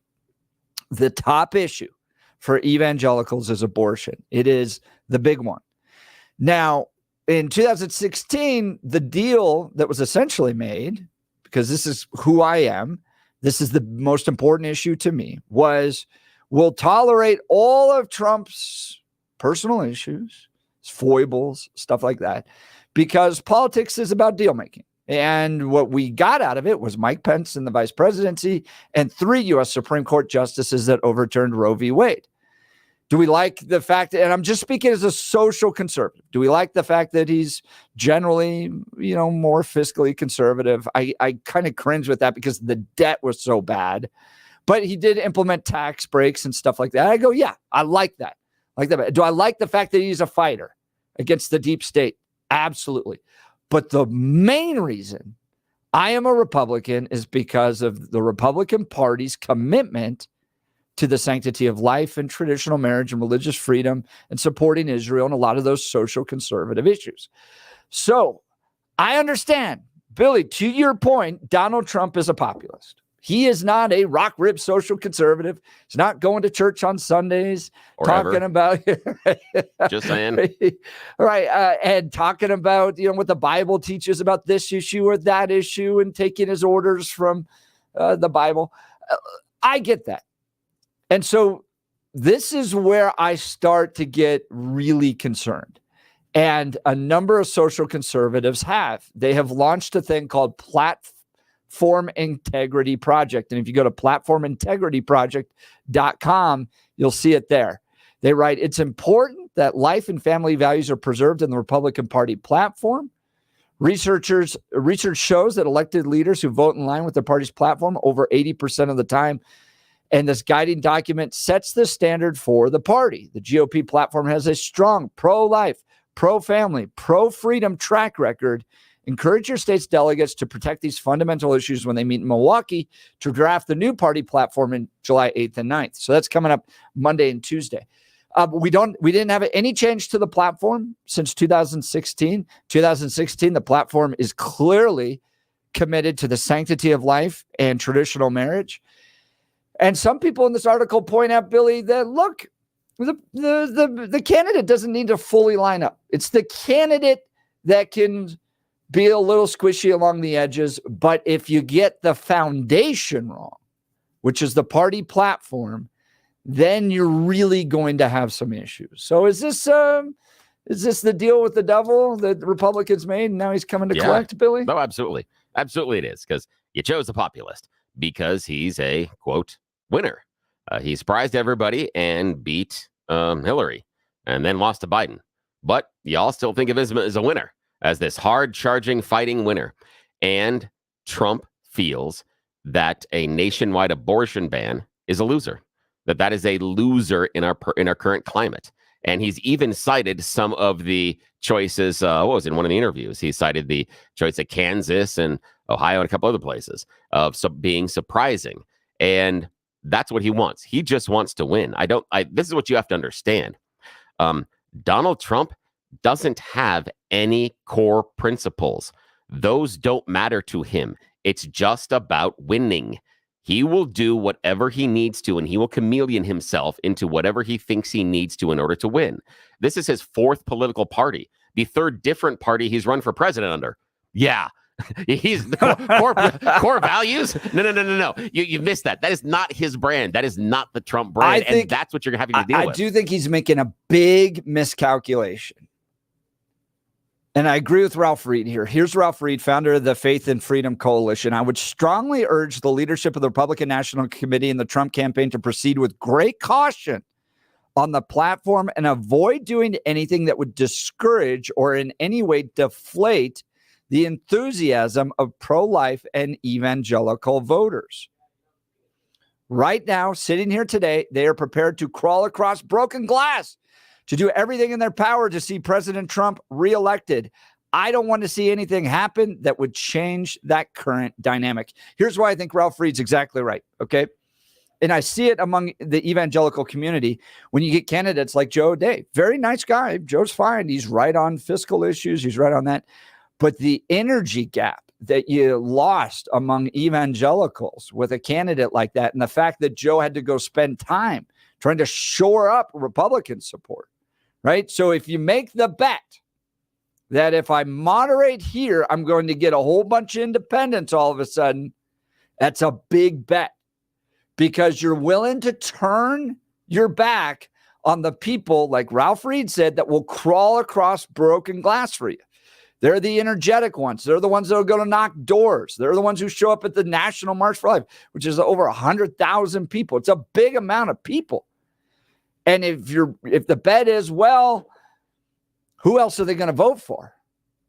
And you tamper that down in hopes to get moderates and independents. Again, the right thing for Donald Trump to do here is to keep the party platform committed to the sanctity of life, traditional family values. And if he wants to get a little squishy, that's fine. But you start messing with the foundation that the party's built on, you're going to face real serious consequences as that house starts to fall. That's my 2 cents. Isn't it his party? No, it's not his party. Why not? Isn't it? He's the lead candidate in it, but he's going to be a candidate for 4 more years. Hopefully the president for 4 more years. But it's not his. He doesn't own it. I don't know about it's that. It's the issues. It's the commitment to principles that's what makes the Republican Party what it is. I disagree with you because I believe now the Republican Party, the vast majority, is also the MAGA Party. And I know it's a subset, but that is the largest group inside.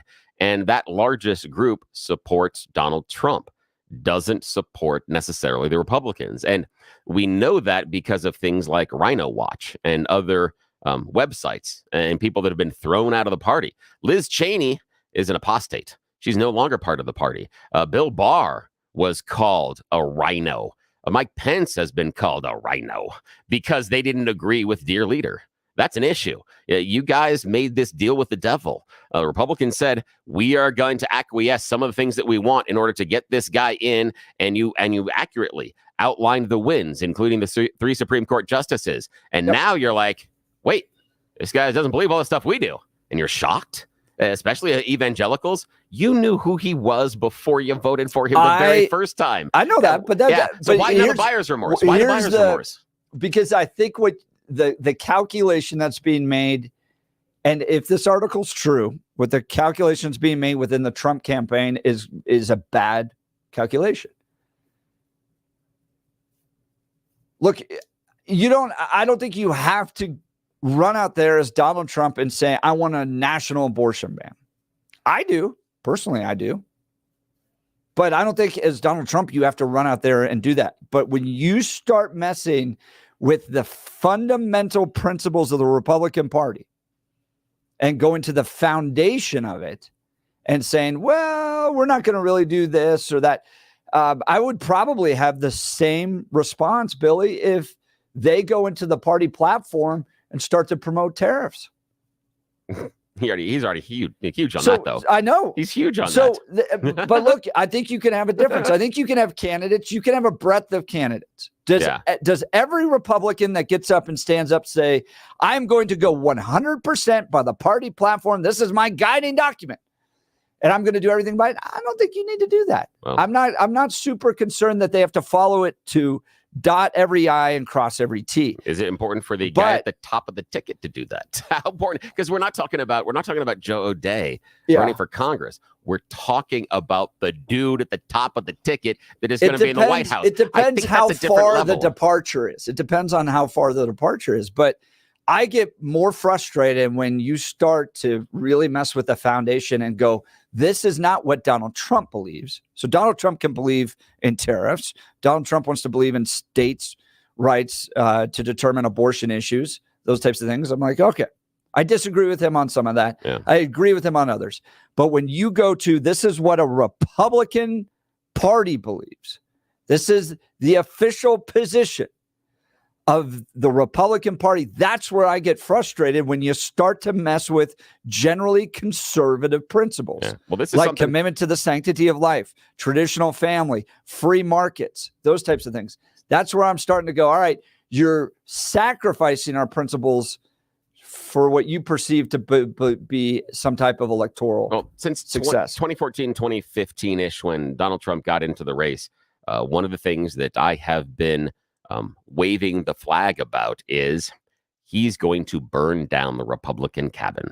He will, because he does not follow the vast majority or agree with the vast majority of Republican beliefs. This is a transactional relationship for him. And when everything is settled, the Republican Party is going to have to look around and realize what happened to all of our party platforms, what happened to our thing about character and family values and being a good person and holding people accountable under the law and applying laws equally and our abortion platform. All of those things are going to be left in tatters. But that's the deal you made. So this is just a little bit for me.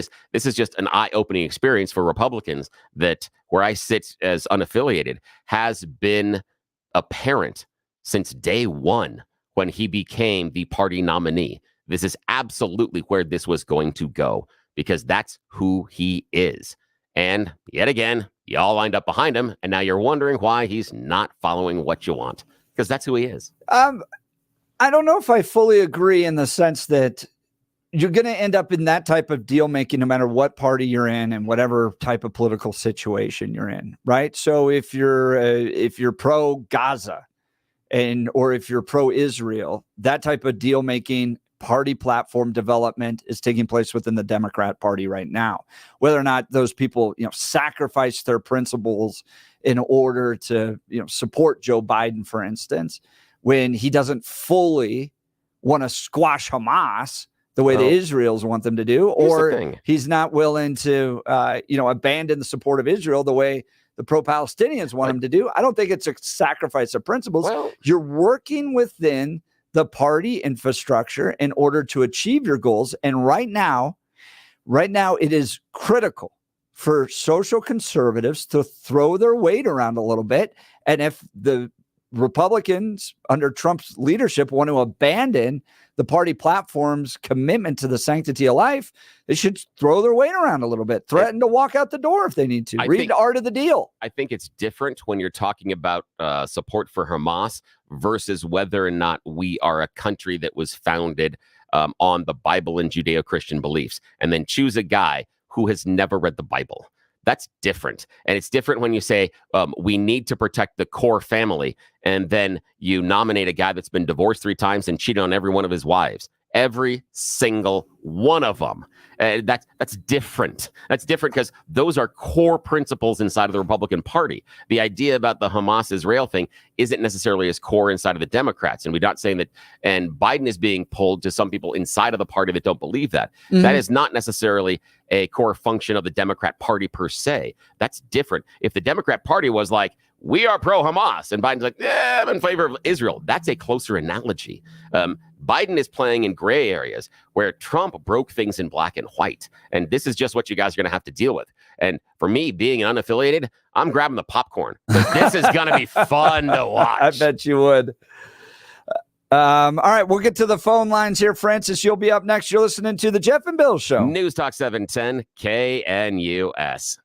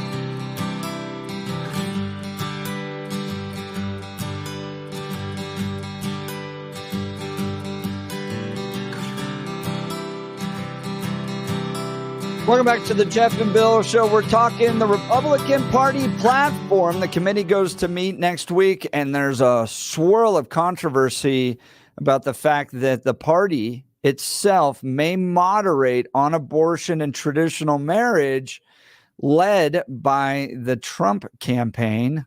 How do you feel about that? Here's my words to those on the platform committee. Donald Trump is a deal maker and he respects strength. Read The Art of the Deal. It's time to deal. And if they want to moderate, which I think is a terrible mistake at the party platform level, if he wants as a candidate to moderate, that's fine. But for what Republicans believe, the foundation of the party and the principles that we hold dear, you gotta fight for the conservative perspective, the conservative principles, the conservative worldview. And so if you got to get up and walk out, learn to deal. And I understand Donald Trump's motivation at the end of the day is to deliver electoral victories. That's what he's focused in on. I get it. But when it comes to our principles, we do not waver. All right, let's go to the phone lines. Francis, you're on the Jeff and Bill Show, News Talk 710 KNUS. Good morning. Morning. Hey, gang. Happy 5th of July. So, you guys have heard the old saying, you can't lay down with dogs and not wake up with fleas. Oh, yeah. That's the evangelicals and Donald Trump. They look, it is transactional. It's 100% transactional. It's just like what Billy said. And you can't now sit there and have buyer's remorse and say, gosh, what did we get ourselves into?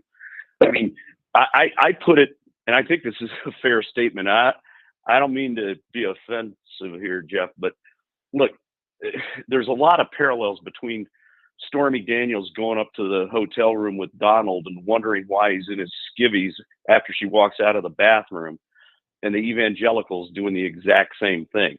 You bought this, and now you're living in it. And but, so I don't.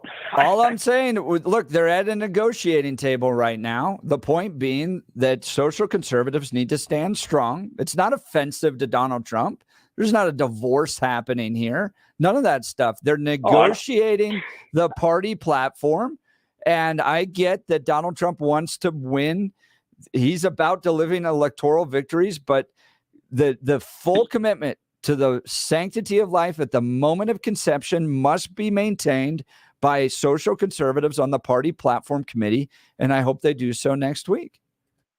Jeff, you just said a couple of the funniest things. I mean, honestly, you said it's not offensive to Donald Trump. That's hilarious because he has no bottom. I mean, I think we've learned that. There's nothing to offend him. Why are we worried about what would be offensive to him? It's what the evangelicals have to live with. And now they're living with it.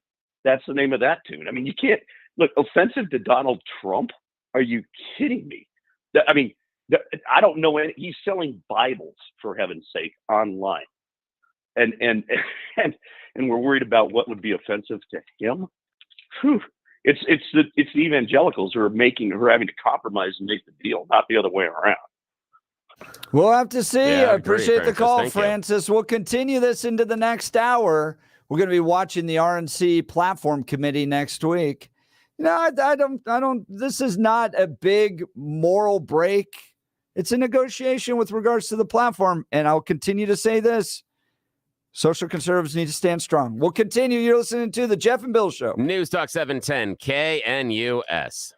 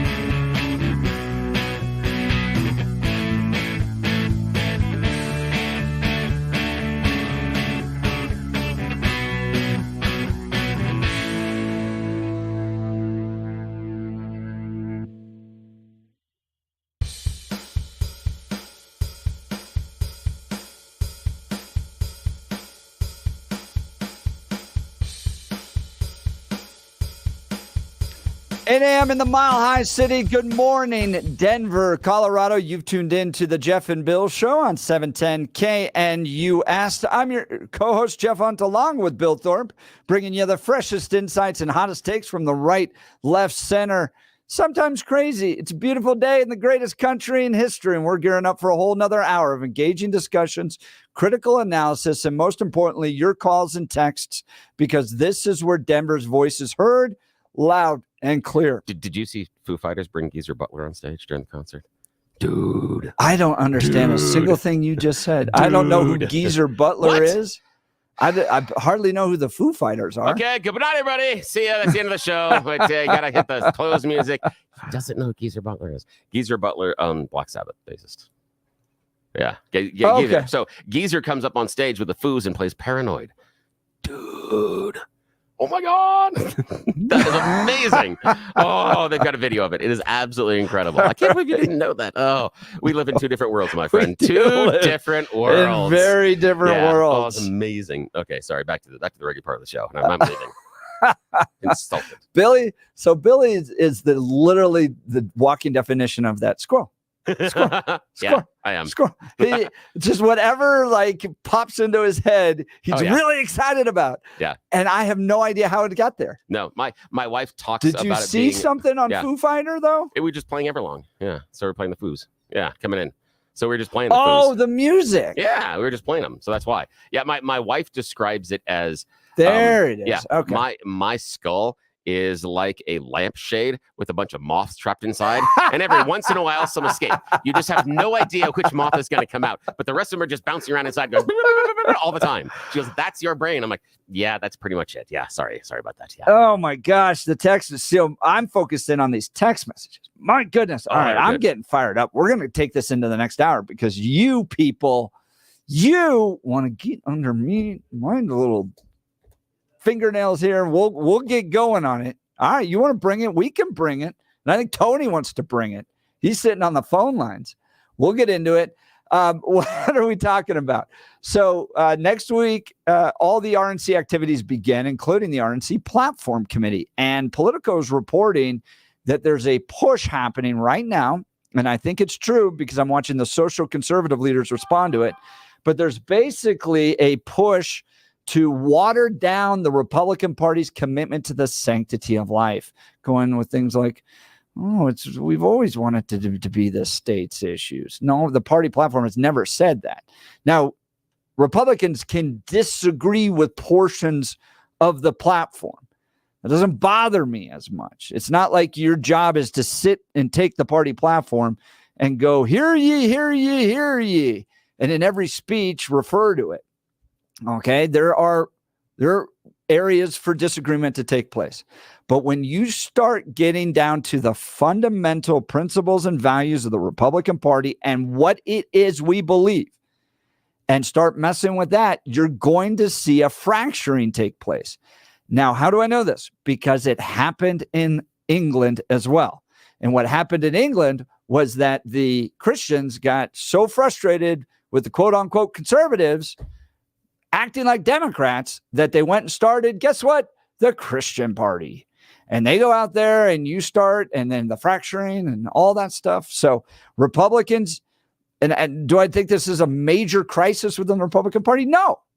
This happens pretty much every 4 years when we have a party platform. Since I've been in politics, I remember this popping up in like 2012, 2016. Are we going to moderate? Are we going to moderate? Are they moderate? And fortunately, social conservatives fight within the Republican Party to maintain their commitment. They're going to need to do so again here. So we'll get into all of that and more, but let's check in on the news with Blake Olson. Good morning, Blake. Hey, good morning, Jeff and Billy. 60 and sunny in Denver, expecting highs in the lower 80s today. The 710 5-day forecast is coming up. Our top story. Jill and I, Secretary Austin, Mrs. Austin, we're honored. So many of your families are here on this special day. I really mean it. All right, President Biden promising top Democrats he plans on getting more rest. The president met with a group of Democratic governors Wednesday and said he plans to stop scheduling events after 8 at night so he could get more sleep. get to sleep earlier. He spoke to some military members and their families and watched fireworks all night long. I have this vision right now of our country's enemies at on horseback. This is like a Monty Python skit going, the president is asleep at 8. We ride at 9. Charge! That's right. Absolutely. And that's what they're thinking. Xi's thinking that. And Putin is just Could you imagine laughing, that? I'm Could sure. you imagine being the aide to a president like that and having to wake him up at 11:30 to let him know the country's been attacked? I could We not need clear, imagine. decisive decisions, Mr. President. What should we do? What's going on? Remember the West Wing, the TV show? I mean, it's just like polar opposite of that. Just the integrity and the honesty and capabilities. It's just not there. This is a talent, though. I mean, he's sick physically, but how does he do this? Not ethnicity, not geography, not anything else. On an idea. The idea is contained in that we hold these truths to be self-evident. It But all sounds like men and women are created equal, endowed by their Creator, certain inalienable rights. We mean it. We've never fully lived up to it. We've never, ever, ever walked away from it. That's because of you. I mean, it sounds like it's edited. I promise Did you get I to the didn't end edit of that too, where he just starts yelling? Oh, yeah, I did. I didn't record that part. I should have recorded that. I'll try to get it later. Democracy! And I mean it. When he says I mean it. We mean it. We appreciate you. We mean it. We Hey, do. my kids know that when I say I mean it, it's another level. Focus. Yes, exactly. Seriousness. All right, Biden will be interviewed today by ABC News and George Snuffleupagus. It'll be his first major interview since his weak performance during last week's debate. Now, to me, if it's bad and they don't edit it at all or very well, that tells me the pressure is on by the power elites. Yep, she gone. And the party is, these elites are just putting the pressure on, and every day will be an adventure for his political survival. I'm not going anywhere. All right.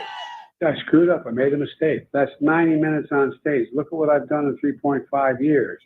He was on the radio yesterday with that one. Former President Trump on the golf course on his golf cart. Someone caught him on the phone with their phone. It went viral. He was just, sitting there and telling the truth. He dropped an F-bomb. What did I do with the debate the other night? Oh, Kick that old broken down pile of crap. Yeah, it's a bad guy. He just quit, He's quitting the race. Is that right? Yep, I got him out of the race. And that means we have Kamala. I think she's going to be better. She's so bad. She's so pathetic. It's so nervous. It's just so bad. So I just can't imagine. But can you imagine that guy dealing with Putin and the president of China, who's a fierce person? He's a fierce man, a very tough guy. And they see him. They probably he can't. But they just announced he's probably quitting. Good. Yeah, that's amazing. Just keep knocking him out. Huh? It'll seesaw back and forth, I would imagine, all weekend. The Clear Creek County Sheriff's Office warning locals about a recent rash of ATV thefts.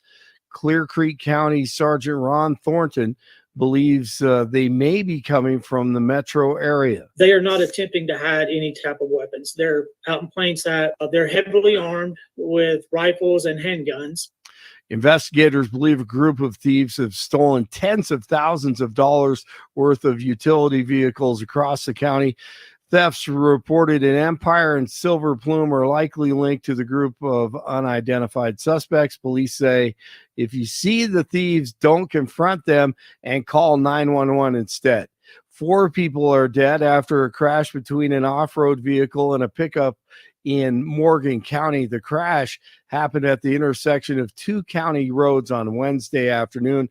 2 adults and 2 children in the Polaris RZR off-road vehicle were killed. Investigators say the driver of the Polaris ran a stop sign, causing the crash. The driver of the pickup was seriously injured but is expected to recover.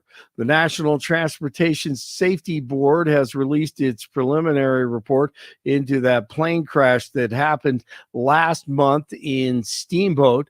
The crash killed 2 people inside the plane. The NTSB confirmed that the pilot was trying to make an emergency landing due to engine failure, but the crashed just short of the runway in a mobile home park.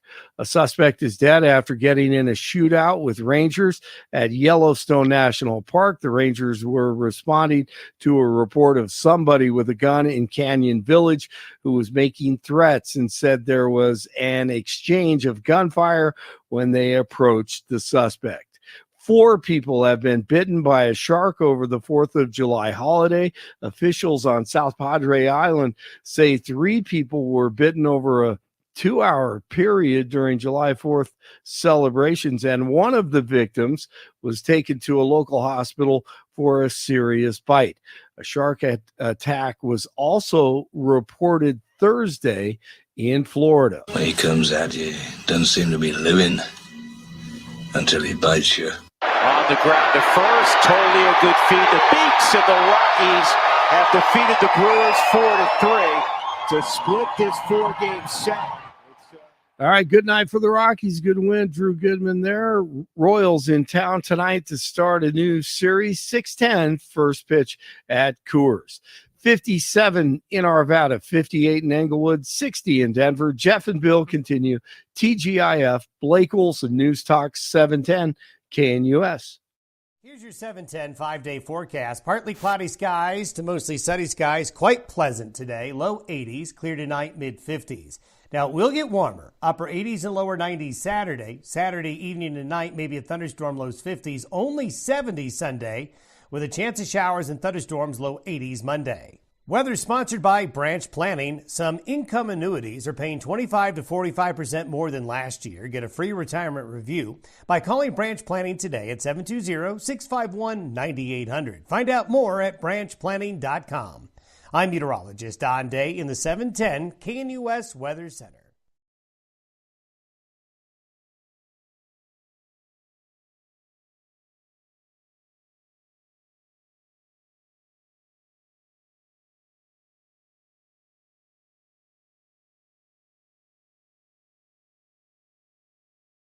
So next week, the party platform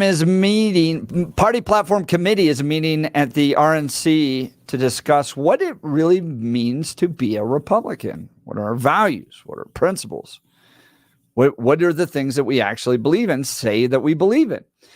Now, you can kind of scoff and go, well, politicians don't really believe in anything. They believe in themselves. But for those of us that tend to be party-oriented and policy-oriented, no, what we believe reflects our worldview, and our worldview matters. So there's growing concern among social conservatives, and this isn't new. I've been through this process multiple times, but every 4 years, there's an effort to moderate the Republican Party's platform as it relates to social issues, the sanctity of life, the commitment to traditional marriage, even on things like Israel.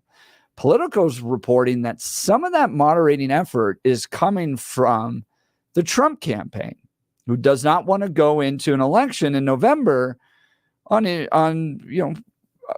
policies that they don't think are necessarily electable. So there's a debate going on. Now, there's a website called platformintegrityproject.com. Platformintegrityproject.com. When you go there, they basically say, here's actions you can take to promote pro-life, pro-family, pro-freedom policies at the platform. And then you click on contact my delegates. And Billy, guess who is the platform committeeman from Colorado? If it's me, I would be really surprised. It is not you. Good. Randy Corcoran. Wow. Good, because I do not want responsibility. Randy should take that. Randy Corcoran and Marty Nielsen are the two. And, you can email them and send them an email that says, as the Republican National Convention kicks off, I want to encourage my platform delegates to fight to keep language in the platform that affirms an unborn child's right to life, supports marriage and strong families, respects God and faith, and supports the right of every American to live in accordance with their religious beliefs and moral convictions in the public square. A suggestion. Don't do the cut and paste email. Just a suggestion. I'm just saying that from the other end, from being with people that work on the other end of that, they love them. They read them in detail. No, if they see the cut and paste, you don't matter, because they look at that as, oh, the most you were engaged is to copy an email address, copy the body of an email, and then push send. I don't know if you did this 1 time or 5 times or 25 times or 65 times. The ones that will resonate are the ones that you write yourself. You don't have to write 500 words. They are busy. You write something that is respectful and 25 words, that message resonates. Don't do the cut and paste. If you really, I'm just saying that if you really feel that your heart moves you, that you need to reach out to the members of the committee, do it in your own words. It's going to resonate more. They will ignore it if it's the cut and paste. I'm just telling you. It's going to help that's you. good advice. Very good advice. Randy Corcoran, Marty Nielsen are the 2 to message on this. I think it's pivotal, critical. If Republicans want to win, even if Donald Trump isn't fully on board with all of it, that's fine. I understand. But you start to lose the energy that comes from evangelicals on the Republican Party's commitment to advancing the sanctity of life, then I think you're going to lose. Yeah, go ahead. Okay. Let's assume that because I think that we can safely assume they are going to keep the platform the same. Let's just for the sake of the discussion. I think with the pressure, that's probably a good bet. So let's just for the discussion, let's assume. How does Donald Trump answer that question? Because ABC, NBC, CBS, as our friend Blake Olson says, messy NBC with Joe Scarborough. Sure. All of them and everybody else, the first question will be about abortion, because what they're going to try to do is say the party platform believes this. And they're going to try to show a schism between what the platform is and the guy up top. That's what they're going to try to highlight. So how does he answer the question? My response would be, I'm a coalition builder. I'm a big tent builder. You know, the majority of those within the Republican Party are deeply committed to the sanctity of life. I understand that and I respect that. I, on the other hand, believe that this should be a state's issue, that states should be able to come up with this on their own. And so while I may not agree with every aspect and portion of a Republican's beliefs in a certain issue, whether it's this or tariffs, I'm a coalition builder, and people within our big tent can have different views. And the follow-up question is, if a national abortion ban hits your desk, do you sign it? And how does he answer that one? Because that will be the question. Because that'll be the soundbite. Sure. That's the soundbite they're looking for. For me, it's easy. Yeah. For him, I think it's harder. For me, it's absolutely. Well, I'm going to sign that and protect lives and that type of stuff. But for him, how does he do that? Because he's not on board with that part of the platform. And if he says no, then it's just easier if you get on board with the platform, Donald J. Trump. I know, but then that he's going to, because what he feels, he feels it's a losing issue. Yes. Yeah. And that's how Joe O'Day felt. Yeah. And Joe had to deal with this because I got text messages from his campaign. Oh, yeah, they did. When he came out and said, I will return to Roe v. Wade, I was like, wrong statement, Joe O'Day, on Twitter. And all of a sudden they're texting, hold on, Jeff, hold on. Now, we really need you invested here. We need your energy. Oh, yeah. But you got to understand, man, we can't win in Colorado this week. I know. But so you're going to, DJT's going to put himself in that same position. That's what I'm trying to prevent here. When you go out there and run out there, all of a sudden, social conservatives are going, well, all right, you might still get my vote because you're better than the dude who wants to kill babies at 9 months over there. But as far as energy and excitement, no, I'm going to be openly critiquing on you because this is the most core issue to me. And then he's got to deal with that and go back and forth. And if Donald Trump says that he will sign a national abortion ban, congratulations, President Biden. You get another term. That's it. It's done. And it doesn't matter if Biden is sitting in the corner and he can't identify himself in a picture. It won't matter. Will not matter. It's over. Yeah, it is. It's over. Is it over. to define the abortion ban? Is it at the moment of conception, or is it like if we ban late term abortion? Because we already kind of did that as a country at certain points. Well, Born alive infant protection Act. That's the fun part is everyone talks about the idea of, oh my gosh, that the Democrats want to abort people up until the moment of birth, but many of those procedures are already illegal federally. Many of them. I don't know if it's a late term. I think it's the Born Alive Infant Protection Act. So it's the partial birth abortion, where like you left the head in and then snip the neck. But there's also some stuff that beyond that, etc. And again, if the baby does come to term and is born, you can't then commit infanticide. So there are some issues there. Right. So some of those things are completely and totally. But I understand why it is a very good thing to use for the Republicans as far as the argument, because it switches the focus back on the Democrats and tries to put them on the defensive. It doesn't force you to defend your position. It says no, there, and it's very smart. It's not working to say the Democrats are the extreme ones. I don't think it's working inside the larger electorate, but it's a good tactic. Let's ask the electorate. Tony, you're on the Jeff and Bill show from Littleton. Good morning, Tony. Well, good morning. I called to talk about the platform, but I sat through and listened through your commercial and your talk about Putin and Trump and so forth. And I've just got to quickly say, unless Putin wakes up every morning, you think he wakes up every morning and says, what's best for the United States? I would be asking, you don't have to be a high information voter or know much about American history to think if he's supporting a candidate, that ought to cause some question in your mind. That should raise some questions. But I called to talk about the platform. First of all, you keep in mind, Trump is pro-choice. He up until while he was still a kid in his 50s when he was pro-choice, but he decided he was never going to be able to win as a Democrat. If he could have run as a Democrat, he would have come out and said, I'll be the most pro-life, pro-choice candidate there is. But he ran as a Republican. But you have nothing to worry about here. The principle he has, as Billy said, he has no principles. He has very good advisors. He has to win women, educated women in the suburbs to get over the top. He has to, and he knows that. And so he if it was up to him, there would be no platform. He was arguing for no platform at all because he wanted nothing that Democrats could get their hands on to drive this issue. And you saw how bad this issue hurt the Republicans in the midterms. The very narrow losses, and that's with low Democrat turnout in midterms. There's going to be high turnout. And this is going to be a major issue as we draw closer to the election. So you have nothing to worry about because he just wants votes. And once he has the votes, it's his final term. He'd sign that ban if it came across his desk, regardless of what he says during the campaign. So you don't have anything to worry about.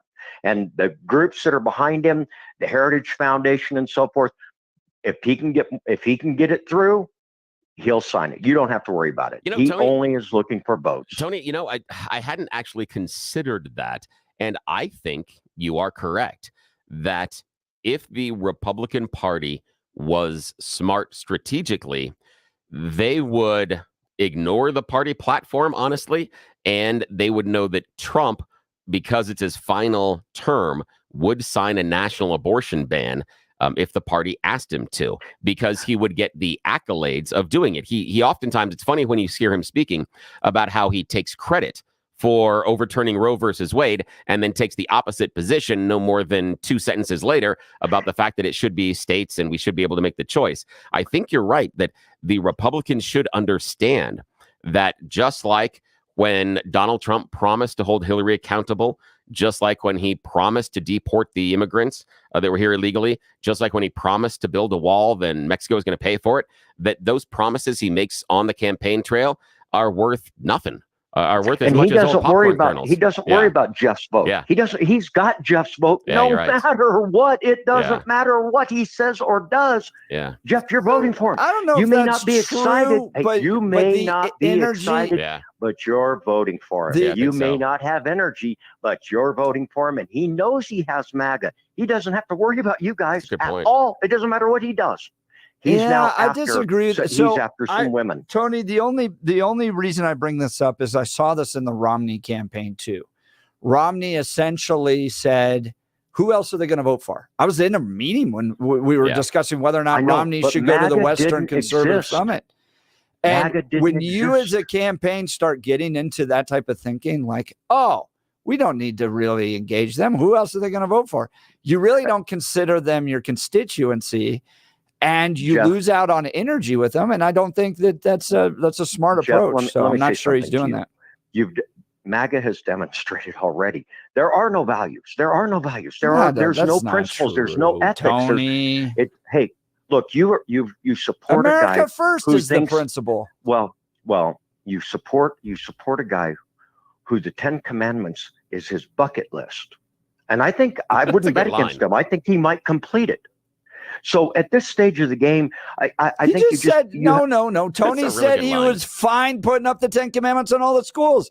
I'm voting for a guy that's willing to put the 10 Commandments up in schools. You're voting for a guy who can't string a sentence together. And that's why Tony's saying that MAGA is going to show up, because that's the issue, is that it won't matter what Donald Trump necessarily says, but because you're trying to defend the country from the godless heathen communist Marxist Joe Biden's. Yes. So but that's Tony's point, is that it doesn't matter what Trump says because MAGA feels they are on a larger mission, and Donald Trump is the scion of truth and the leader that will get them there. So what he says, and every time he says something they disagree with, what is the rationalization? The rationalization is, and I get it here on the text messages, and I get it in the phone calls. It is, you're taking him literally.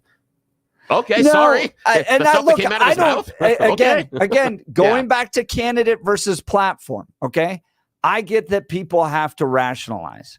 All right, you get it on the other side as well, right? Yeah. Donald Trump is such a threat to the democracy. Look what he did on January 6th. Look at the Constitution. I'm willing to put in a brain dead vegetable rather than have Donald Trump be president. Fair point. And I think you're right that there are a portion of voters out there that the Democrat candidate does not matter. Yeah. They could run Clifford the Big Red Dog, and it wouldn't matter. They'd still vote for Clifford because they're voting against Trump. Yeah, I think you're right. Continue. So look, the candidate rationalization takes place in every single election because nobody is electing Jesus Christ, the most perfect person ever.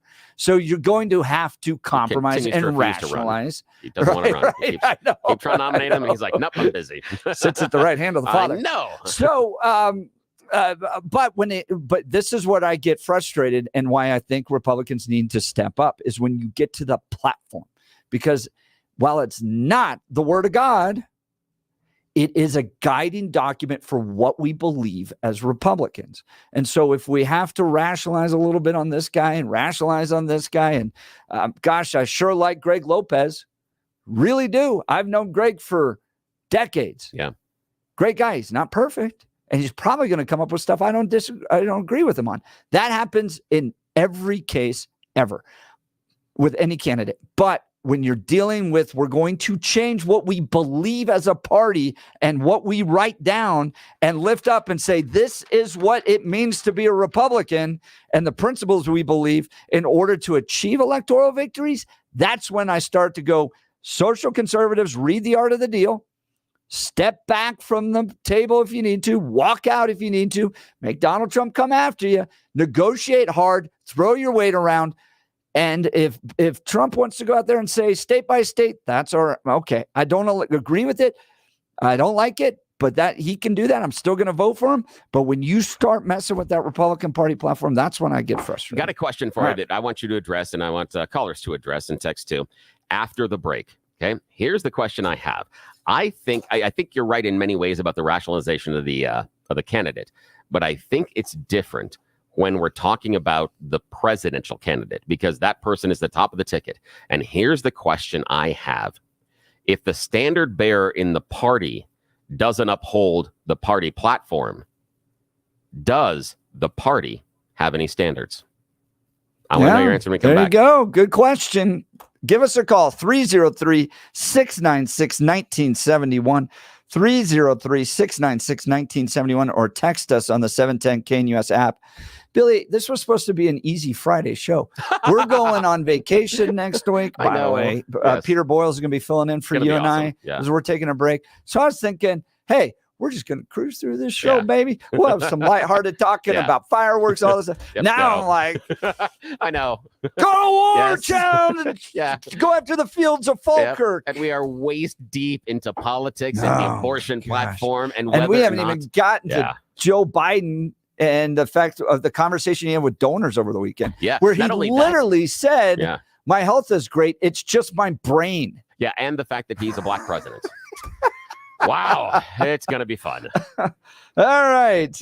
Give us a call, 303-696-1971. I want to talk to you about Gabe Ribble and the Empower Home team. Look, selling your house is one of the biggest decisions you're going to make with your life. Here is why I strongly, personally recommend Gabe Ribble over everybody else in the state of Colorado. First of all, Gabe Ribble is a delightful person. You will love getting to work with her. She is so easy, so kind, so personable that when you're going through that stressful decisions in your life about selling your home, you're going to want somebody with that type of disposition to help you through. She's a servant at heart. Number two, she cares about this community. She supports the values of 710 KNUS, the idea that we get to have a conversation with the right, left, and center, and everybody's a part of this. That's what they support. And they give back to orphans in this, veterans is what we were talking about earlier, orphans in the state of Colorado, because she was an orphan herself and she wants to help those kids find their forever homes. So great person, great on the values. And then she is a total winner. Get this. She gets her clients an average of $30,000 more on the sale of their home. Look, we all got friends, family members, and neighbors who are real estate agents, and they all want our business. At the end of the day, this is a business decision for your family. You need to get the most you can. She gets her clients an average of $30,000 more. She sells the homes 1.5 times faster than everybody else because she has a network of 14,700 pre-approved buyers ready to make a purchase. She is the one you got to go with. Gay Ribble and the Empower Home team. Give them a call at 833-301-SOLD. That's 833-301-SOLD, or go to gayasthebuyers.com. That's GAYE hasthebuyers.com. We'll continue with the Jeff and Bill Show. News Talk 710 KNUS. At this hour in Berlin, I'm Trent Murray, and here are the top stories we're following. French voters head to the polls this weekend in a make-or-break test for President Macron. In the second round of the parliamentary election, the right-wing populist National Rally remained the front-runners after winning the first round. A group of left-wing parties that have banded together are expected to again place second, according to the polls, leaving Macron's political movement in third place. Now, the parliamentary vote is separate to presidential elections, meaning Macron will remain in office, but this vote is seen as a key test for both his popularity and political agenda. US President Joe Biden is hitting the campaign trail as he tries to convince voters and his own party that he's fit enough for another term in office. Nick Harper reports from Washington. Joe Biden's on the offensive, holding campaign events in 2 swing states as he tries to right his ailing campaign. He's visiting Wisconsin later today and Pennsylvania on Sunday to rally support among voters. His debate performance has created panic in the Democratic Party that he's not fit or mentally agile enough to serve another 4 years in office. The White House is adamant he has no plans to drop out. And that's what you need to know at this hour. I'm Trent Murray in Berlin on Salem News Channel.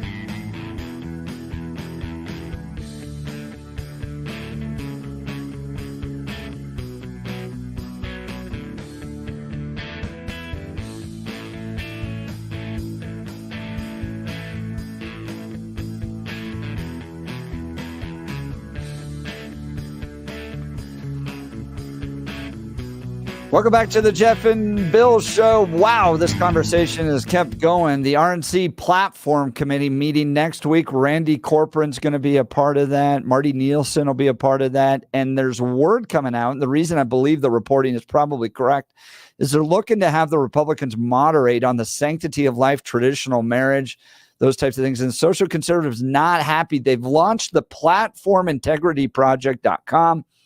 platformintegrityproject.com, where you can dive into the issues there, send a message. A lot of great groups, Concerned Women for America, Family Policy Alliance, Wall Builders, organizing there just to put a little pressure. Say, hey, as Republicans, don't abandon your principles.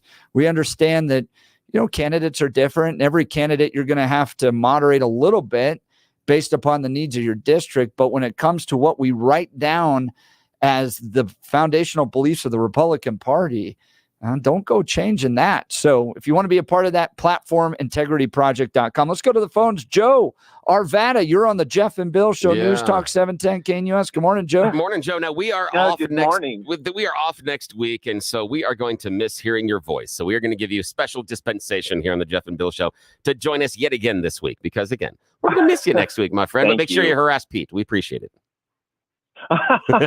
Well, I will call him. Excellent. I know I will get Mr. Hang Up button, but that's all right. That's okay. So what's on your mind, man? Well, look, let's face it. Donald Trump is the Republican Party. If people don't understand that Donald Trump is the platform maker right now, they need to kind of re-examine what's going on. It's not Ronna McDaniels, McRomneyville. We're not going to go back to George Bushism.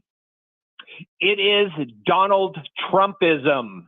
Joe, I love you, but I fundamentally disagree with you on this. Look, I appreciate Donald Trump. I think he's great. I think he's going to make a wonderful president. But I have lived through the Bush years. I have lived through the McCain years. I've lived through the Romney years. I'm living through the Trump years. The Republican Party is bigger than Donald Trump, always has been. I appreciate what he's done. I appreciate the fact he's gotten us focused on America first. But the Republican Party is not Donald Trump. We have a set of principles that make you a Republican. You believe in limited government. You believe in strong families. You believe in the sanctity of life. You believe in a fundamental role of religion in our society. That's what the beliefs of the Republican Party are. And in 4 years, Donald Trump's not going to be a part of it anymore. Well, no, I think you're wrong there. But in fact, again, Donald Trump is the face of the Republican Party. Now, I understand what you're saying about platform. Okay, but here's the problem with what you're saying is that you want to stick a candidate in a box and square him off on all of your checkpoints, your litmus test. And I realize I'm with you, by the way. I agree with you on pro-life. I am with you. I do not agree that we should, alter our personal beliefs to moderate our position for the party. However, that said, nobody fits the box perfectly. I agree. And Donald Trump is what he's doing is he's offering a very minor capitulation to the left in this particular. He always says it. I believe in the safety of the mother. Abortion in terms of rape and incest. He says it so many times. We all know his personal belief and platform. It is shaped by his New York culture. I understand it isn't correct in our conservative Christian world. We don't want to, chop off our belief system to fit Donald Trump. I get that.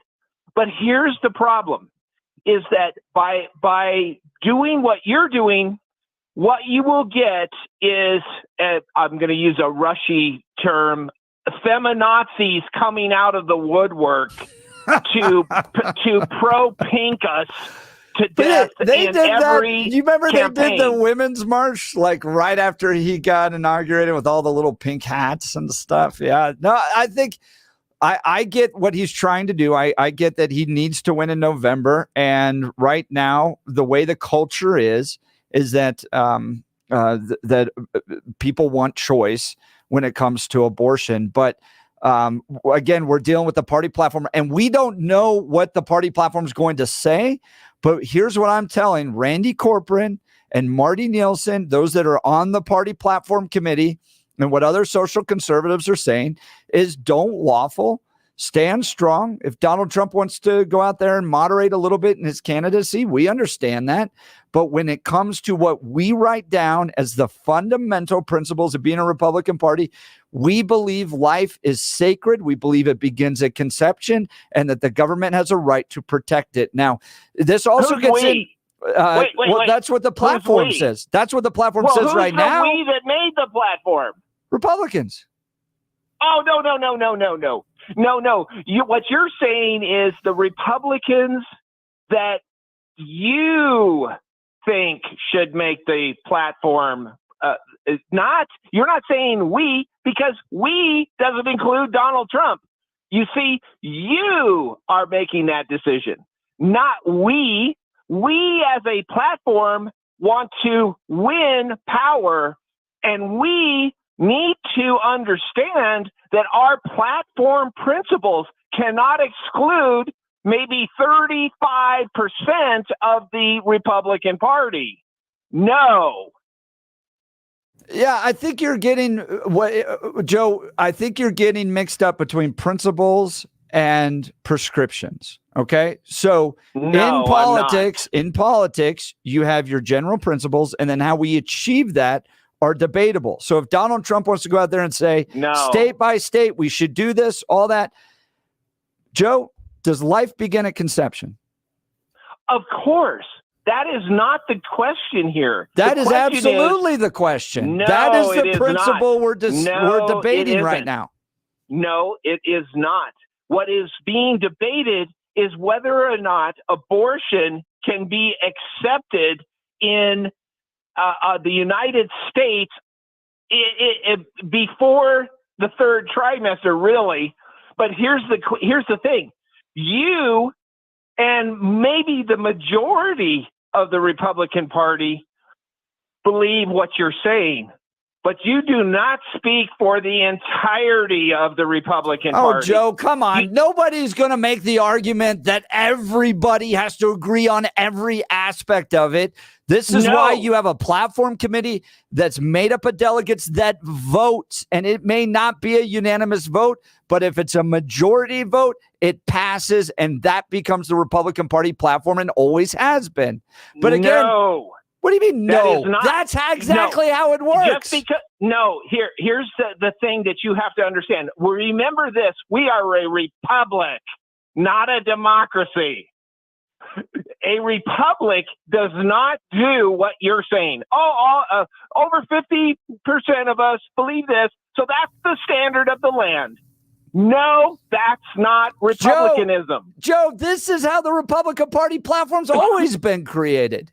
Well, then it needs to be revised. What, and dictated on high from Donald Trump? Come on, Joe. Your opinion is not the weighty opinion in the Republican Party.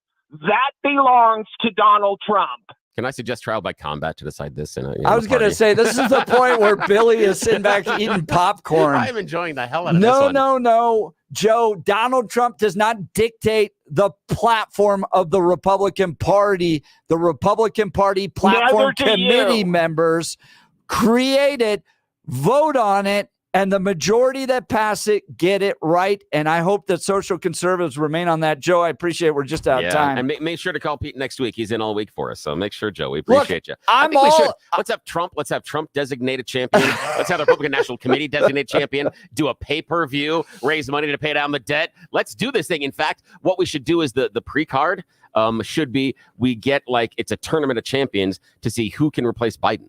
So we do the Democrat one first. So, you get Kamala up there, you get Newsom entered into these things, do the gladiator thing, American Gladiators. They fight with giant Q-tips. And then eventually Donald Trump's champion comes out, and he's going to be someone from, the UFC. Then the UFC, then Republicans come in the champion, and this is going to be great. We could sell T-shirts. Joe is taking his support of the president a little too far. I'm all for Donald Trump. I think he's great. I disagree with him on certain things, tariffs and states' rights on abortion. I get that, right? But when it comes to the National Committee and the Republican Party, he doesn't just get to dictate what the new Republican principles are. You don't. We're made up of people. The National Committee are representatives of Republicans all over America. That means it is consistent with a representative republic. Oh, my gosh. Yeah, dictatorship is a little bit more un-American, Joseph. We got to go to break. This is great. Oh, my gosh. I love Joe. All right. Gary, you're up next. You're listening to the Jeff and Bill Show. News Talk 710 KNUS. Tonight on American Gladiators, the Republican platform.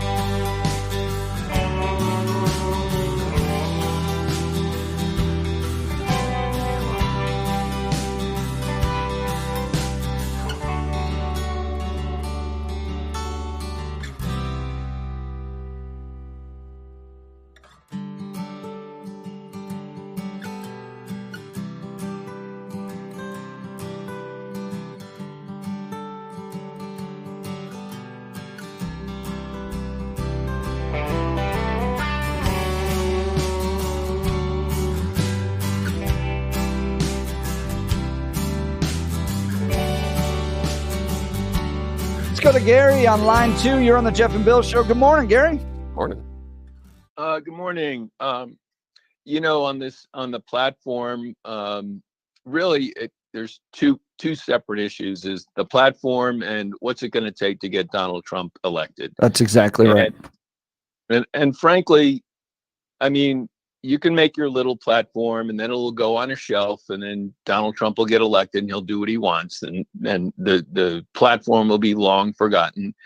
And it's interesting. Randy Corcoran's the what's it called, the committee man. Yep. And his show couldn't get enough ratings to stay on the air. So that gives you a little sense of when you go too extreme. That's not exactly true. But Gary, look, at the end of the day, this is a principles and prescriptions battle. We can fight over prescriptions, whether or not you believe a state should be able to make a decision or the federal government should make a decision. That's all. But when you go back to the principles, we're all generally, as Republicans, on the same page. It's a life. It's a life that begins at conception. It's a life that's valuable. The other side, the Democrats, do not believe that. That's where the principle break happens. And look, so long as Republicans are willing to stay committed to the idea that it's the sanctity of life, we can debate the prescriptions later. Gary, we're just out of time. Coming up next, John Fabricatore's in studio. You never guessed what the ACLU did last week. You're listening to the Jeff and Bill Show. News Talk 710 KNUS. Quick, hide the illegals.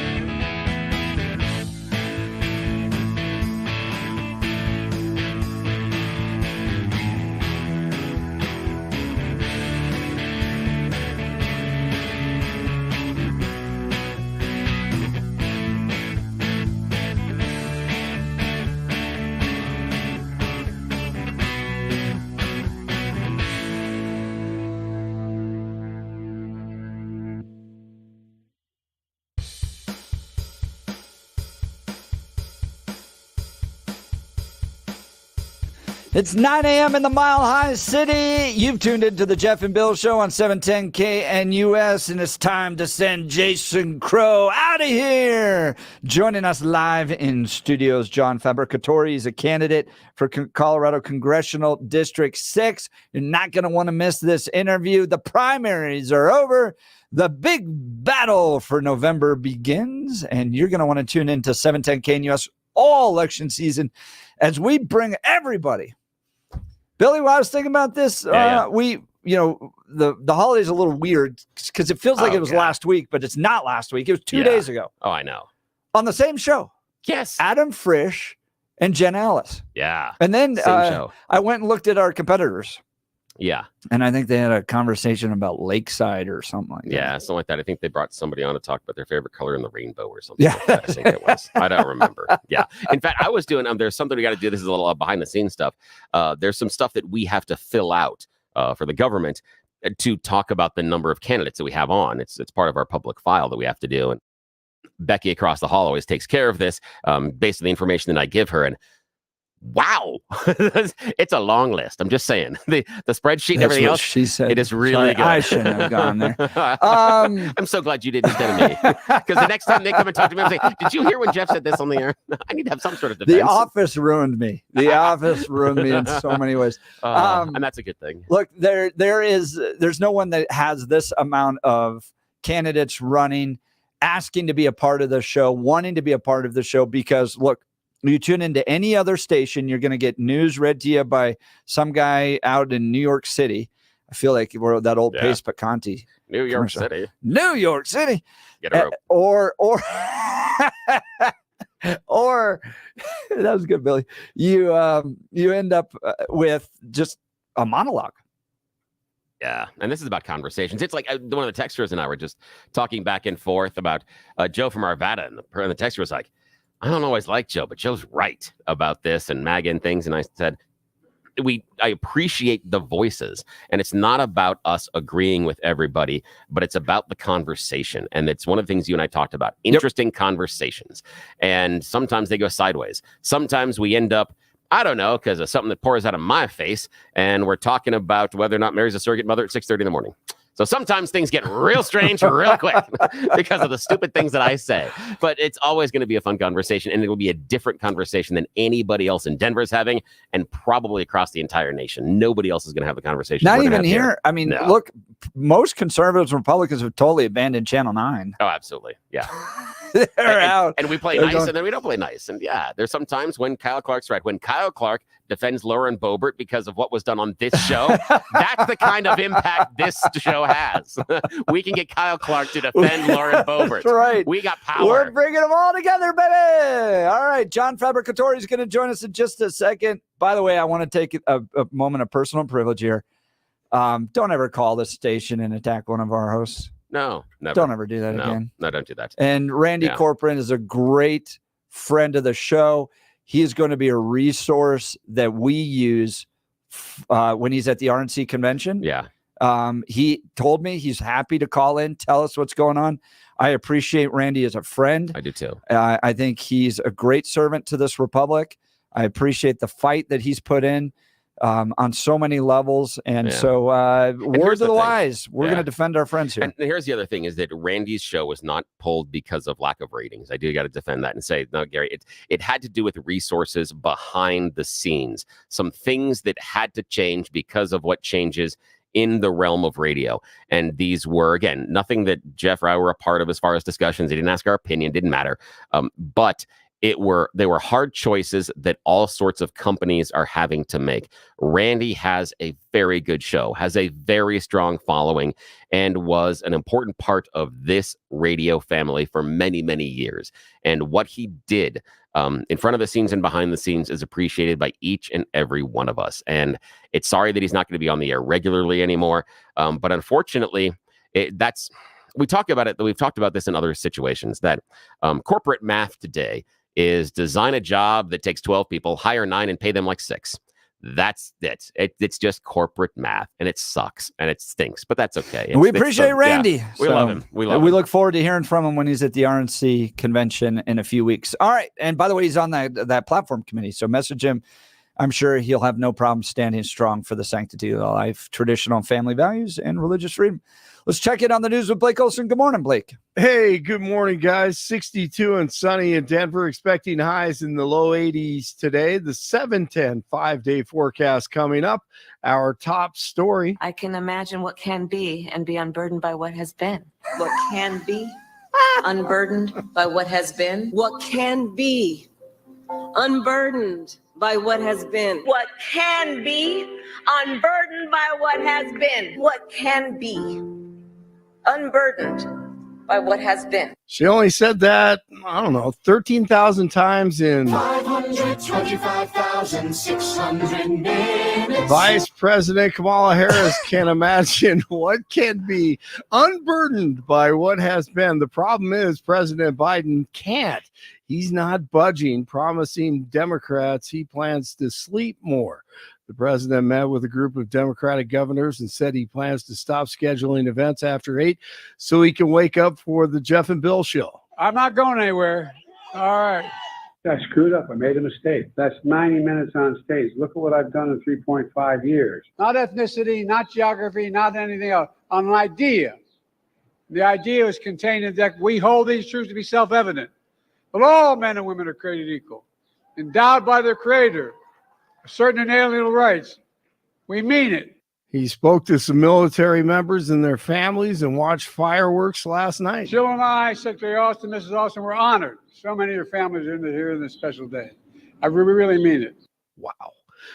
ABC's George Snuffleupagus will interview Stumbling Joe this afternoon, and President Jill will say, Mr. Snuffleupagus is on his way, Elmo. Now this is it. Remember, we have to cooperate. Oh, yes, cooperate. Joe, you did such a great job. You answered every question. You knew all the facts. And former president. The more I hear that, the more I'm like, it can't be real. What's wrong with our country right now? The other part is the answers of, oh, Jill, I'm happy. I just need the ice cream. Sorry. That's my Snuffleupagus. I'm going to go sit in my corner.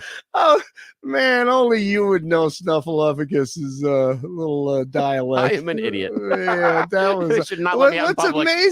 What's amazing is 85% of those sound bites are real. You know? Yes, I know.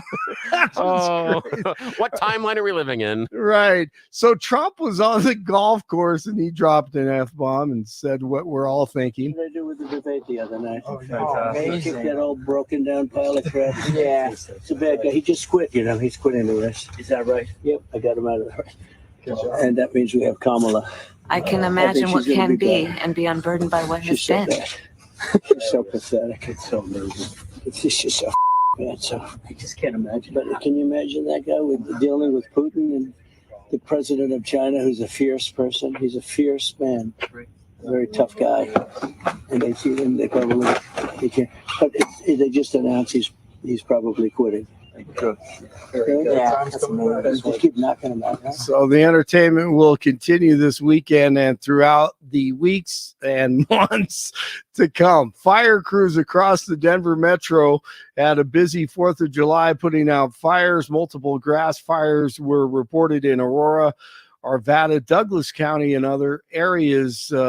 There haven't been any reports of serious damage or injuries from the fires. An investigation is ongoing following a 4th of July stabbing in North Glen. Police say the stabbing victim was taken to a hospital and they didn't cooperate with officers. Police say they detained one person after the stabbing, but let them go after it was determined that they weren't involved. Police are still searching for a suspect at this time, and there's no word on the victim's condition. They are not attempting to hide any type of weapons. They're out in plain sight. They're heavily armed with rifles and handguns. Clear Creek County Sheriff Ron Thornton warning locals about a recent rash of ATV thefts. He believes a group of criminals have stolen tens of thousands of dollars worth of utility vehicles across the country. thefts reported in Empire and Silver Plume. A driver is in custody on a homicide charge following a deadly hit and run in Denver. It happened Thursday morning near Spear and Colfax, where a woman was hit by a car before she later died at a hospital. The Fort Collins SWAT team arrested 3 people Wednesday while serving a search warrant. The search was executed at a motel along North College Avenue, and police say that 3 suspects were taken into custody on unrelated warrants. Officers were at the scene for hours and seized meth, fentanyl, a gun, and stolen property. And fourth, has seen 4 people bitten by a shark over the weekend. Officials on South Padre Island say that 3 people were bitten over a 2-hour period during July 4th celebrations, and one of the victims was taken to a local hospital for a serious bite. Have you seen like the rise in popularity among shark fishing from the beach? Yeah, I've watched that online. John, you ever been shark fishing from a beach? I have, yeah, in Georgia. Really? Yeah. How do you do it? I mean, you got to get it way out there, don't you? Yeah, you cast way out there. Well, the fishing pole that you use is a surf casting fishing pole. It's a much bigger fishing pole. They're like 12 feet tall, and you get a lot of whipping action, and you use a heavier tackle that can go out pretty far. Yeah, we used to fish from the surf quite a bit in Georgia. And then it's like real. I mean, those are big animals to bring in. Yeah, absolutely. Yeah, I used to fish for hammerheads and sand sharks out there. Take that, Jason. So is that near Savannah? Yeah, over by St. Simon's Island. So I lived on St. Simon's Island for a while, and used to fish out there quite a bit. Oh, that's beautiful. Man, I saw a video the other day, Blake, of a dude who jumped in with a surfboard, threw a piece of meat out, had the shark grab the piece of meat, and then he surfed, being pulled by a shark on a surfboard.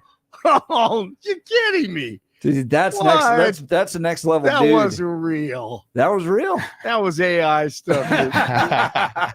Billy's going to talk about. Wow. That's crazy. That is so cool.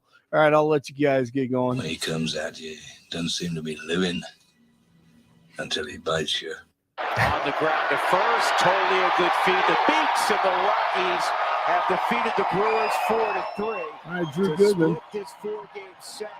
And a good night for the Rockies. They get the win, and the Royals in town tonight to start a series. 6:10 first pitch, 58 in Lafayette, 57 in Parker, and 62 in Denver. Jeff and Bill continue. TGIF, the Power Hour coming up. Blake Olson, News Talk 710 KNUS. Here's your 710 5-day forecast. Partly cloudy skies to mostly sunny skies. Quite pleasant today. Low 80s, clear tonight, mid 50s. Now, it will get warmer. Upper 80s and lower 90s Saturday. Saturday evening and night, maybe a thunderstorm, lows 50s. Only 70 Sunday, with a chance of showers and thunderstorms, low 80s Monday. Weather sponsored by Branch Planning. Some income annuities are paying 25 to 45% more than last year. Get a free retirement review by calling Branch Planning today at 720-651-9800. Find out more at branchplanning.com. I'm meteorologist Don Day in the 710 KNUS Weather Center.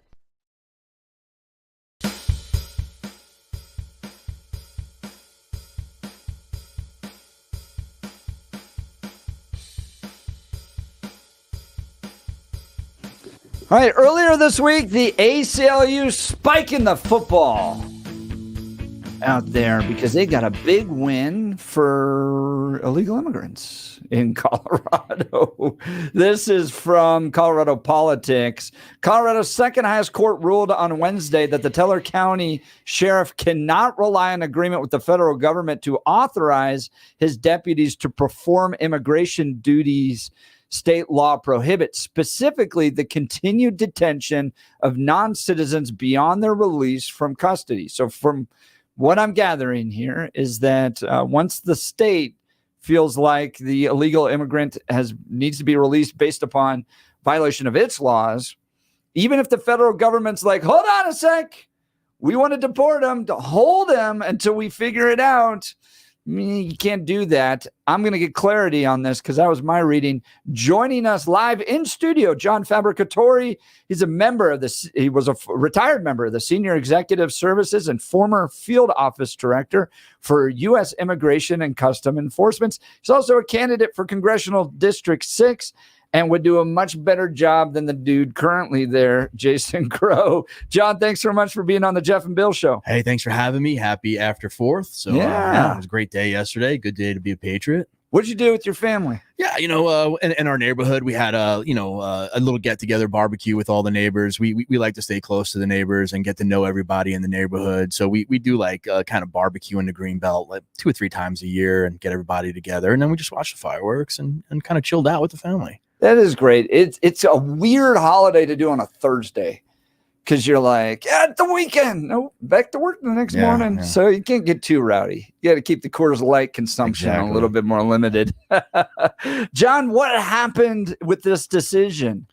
Yeah, this is a very difficult decision, number one, because, Sheriff Mikesell out there in Teller County has been a staunch supporter of ICE for years. So this actually goes back to probably around 2018. After the state really started going towards sanctuary, Sheriff Mikesell stood up and he said, I'm going to keep cooperating with ICE.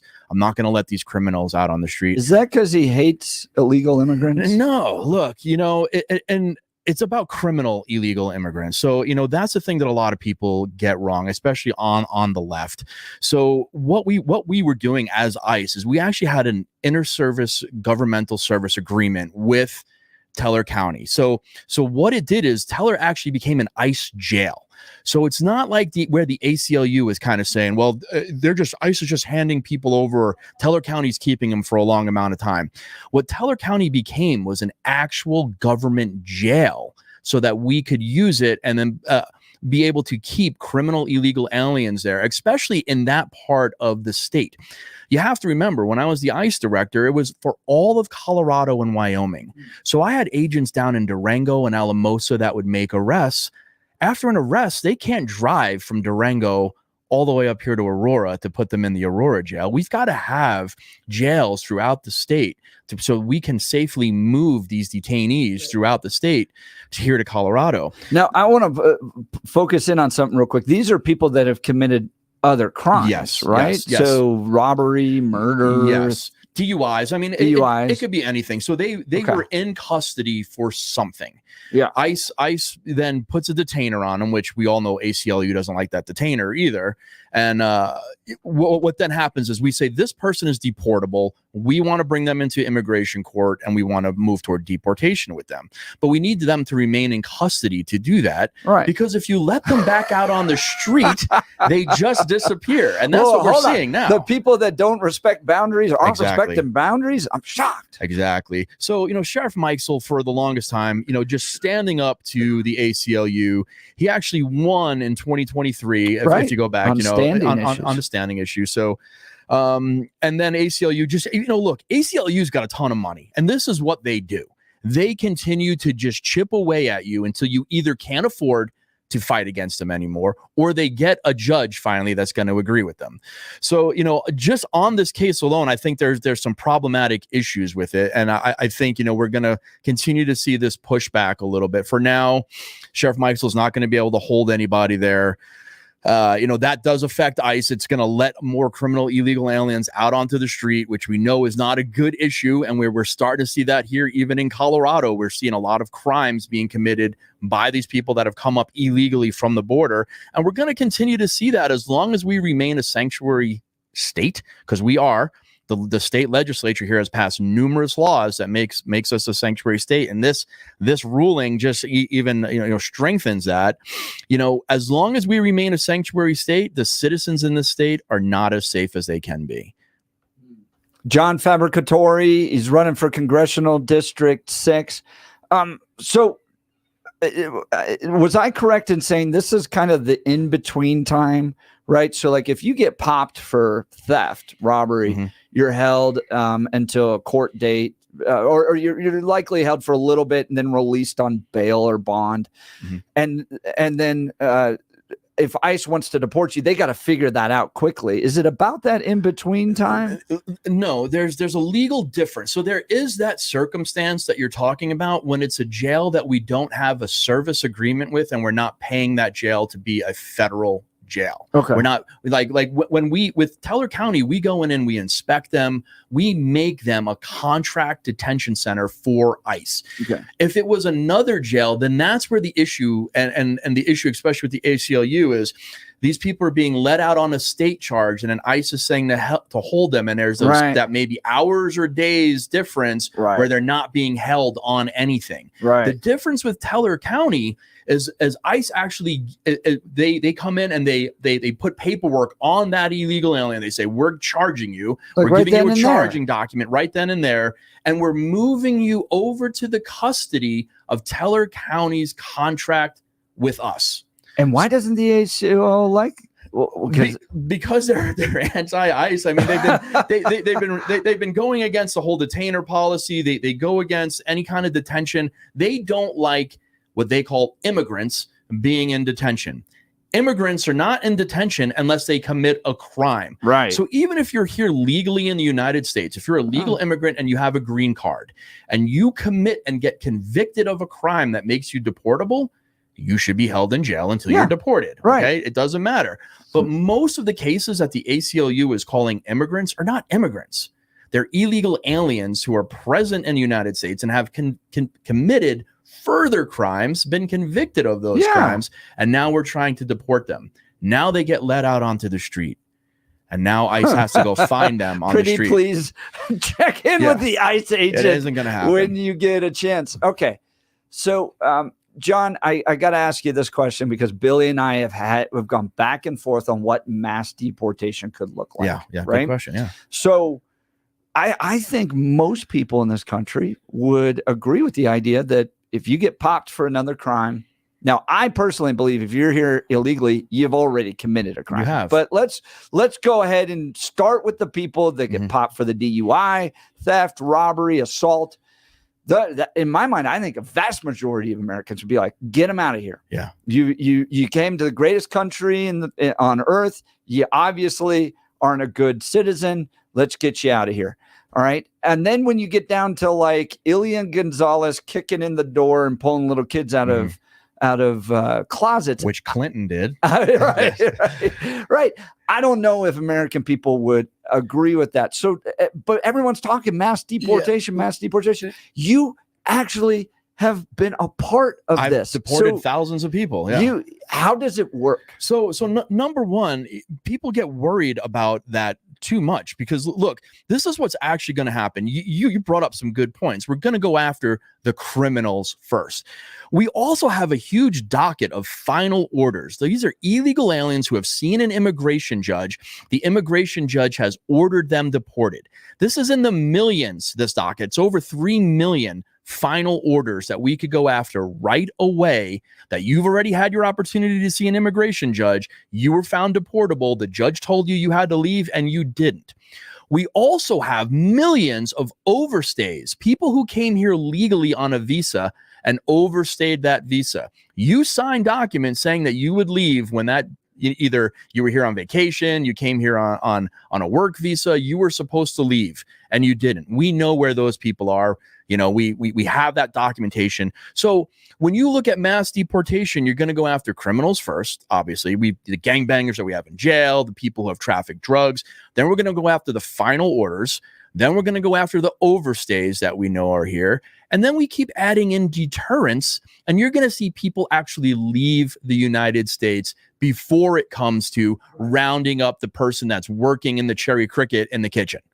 Okay. So you'll never even get to that point where you're having to go out and round these other people up because you've added deterrence in. When you have sanctuary cities, there are no deterrents. People want to show up at a sanctuary city because they know they're going to get a driver's license. They know they're going to get some kind of public benefit. They know they're going to get a hotel room. They get all these things, so they show up here. If we get rid of those and start deporting all the bad people first, the criminals and the people that have final orders, we're going to see as we get down the line, people are going to start leaving on their own. I think there's some merit to that, because I think if you make the entire system challenging, right? Like, it's very hard to get a job. All those things, you in ID checks, it's going to be harder for people to actually live here, and they may want to go look somewhere else. I don't know where that other place is. Right. Well, back to their home country. So a lot of these people are claiming asylum that they can't claim because they're claiming, economic asylum, and not really, there's not a big enough problem in their country other than their country's economy, and that they came here to make money. Go back to that country. Let's help those countries have a better economy. Look, anything south of our border, if we can help those other countries in Central America and South America have better economies, it's better for America. Well, our national defense is better. John, I've been to Mexico. I've built houses in Mexico with churches numerous times. Corruption. Yes, a lot. It's just a ton of freaking corruption. We went down to build orphanages for kids, and you had the federales, and you got to pay to get through this checkpoint, that type of crap. At the end of the day, it's the people that are going to be tired, exhausted of that. And can the economy, can America help? Sure. At the end of the day, you got to get control of your own country and not just rely on everybody else to help you. I never thought El Salvador would change. I've been to El Salvador numerous times in my career doing deportations down there. It was horrible. The crime, the MS-13. Look what that president has done now, right? So we're seeing changes in Argentina. We're seeing changes in Venezuela. Change can happen. It's when the people get tired enough and actually elect people into office, they're going to make that change. That's what needs to happen in Mexico. What needs to happen in Congressional District 6 too. Go ahead. The more change we have south of a border, the safer we are here. And yes, we need to change CD6 as well. So in a second, I'm going to ask John Fabricatori, does he believe Jason Crow to be the most incompetent congressman, or the just an incompetent congressman? An incompetent congressman, or the most incompetent congressman? We'll get to that in just a second. I want to talk to you about Dan Caplis and my friend at Dan Caplis Law. Dan, I've known for well over a decade. He's pro-life, pro-family, pro-marriage, pro-faith, strong in his values. That matters, because who you choose to represent you in an injury case says a lot about you to everyone involved in the case. Dan is the son of a police officer. He's also a former seminarian. Dan has dedicated the last 40 years of his life to helping people who are hurt in a serious motor vehicle crash. But more than that, he's a winner in the courtroom. Dan is believed to be the only lawyer in Colorado history to win 5 straight multi-million-dollar verdicts in Colorado crash cases.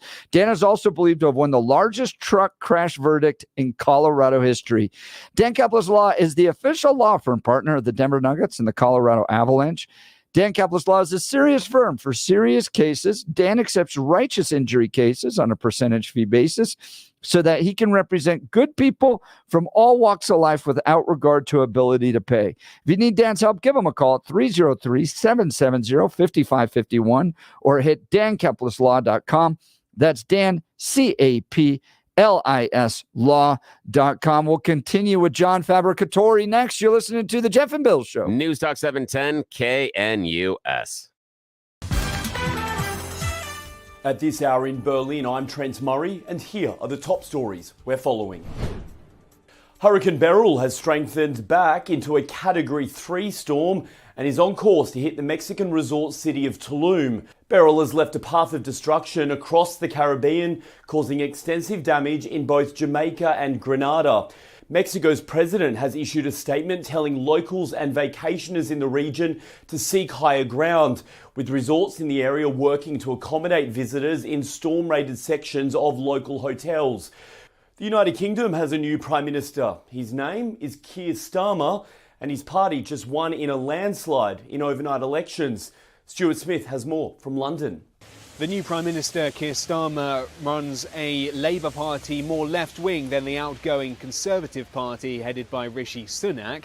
He's promised to fix the issues at the forefront of voters' minds during this election campaign, to give more resources to the National Health Service, tackle the immigration crisis and also improve the cost of living for voters in what will now be likely a 5-year term for Keir Starmer as Prime Minister. He'll very quickly be in Washington next week for the NATO Leaders Summit, where he's expected to continue support for Ukraine, as the Conservatives have done over the past couple of years. And that's what you need to know at this hour. I'm Trent Murray in Berlin on Salem News Channel.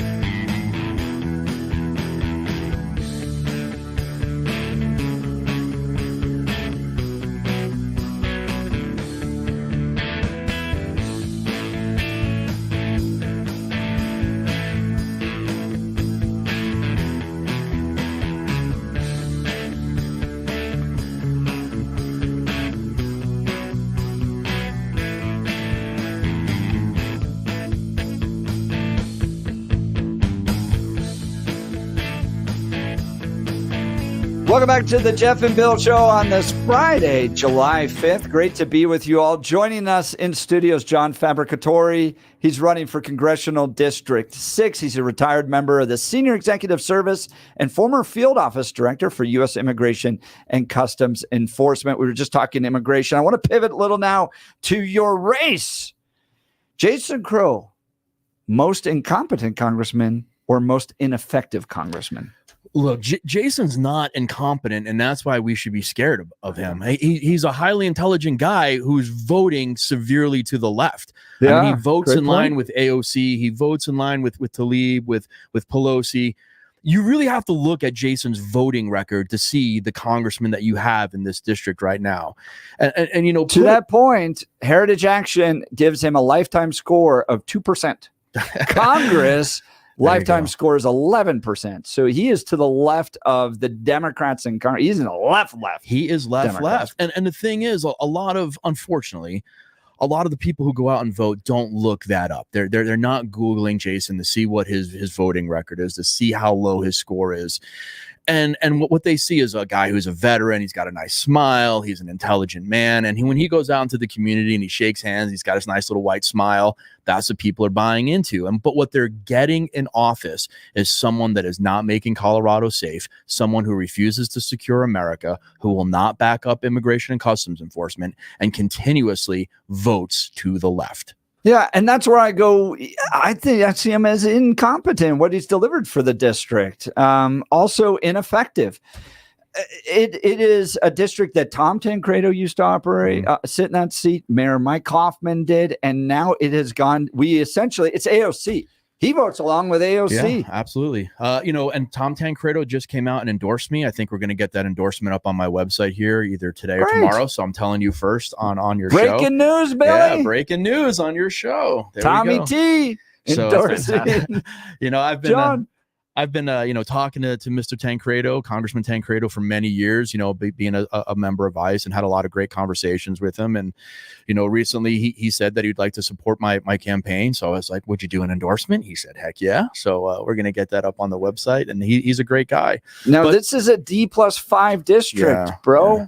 I mean, last time it didn't even seem close. So how do you win? Because that's what this is all about. We got to get you in office. Yeah, it's gotten bad because of redistricting. So, you know, as you know, after 2020, when they redistricted, they took a lot of the conservative areas out of this area, and they gave us a little bit more Democrat-leaning areas, and really redistricted this area to make it a difficult area. But it's a D+5, and I don't believe it's a real +5, because I believe a lot of independents and unaffiliateds, again, were voting for Jason because they believe he's a moderate. And he is not. So our mission has to be to get out there and show them what they've been voting for. Show them the real person behind the curtain, and that Jason is far left. He may not, and when he's in the community, he may talk to you about something else, but the way he's voting in Congress is not doing you any good. And I think if we move those independents and unaffiliateds, that's how I win. But number one, we need to have Republicans come out and vote.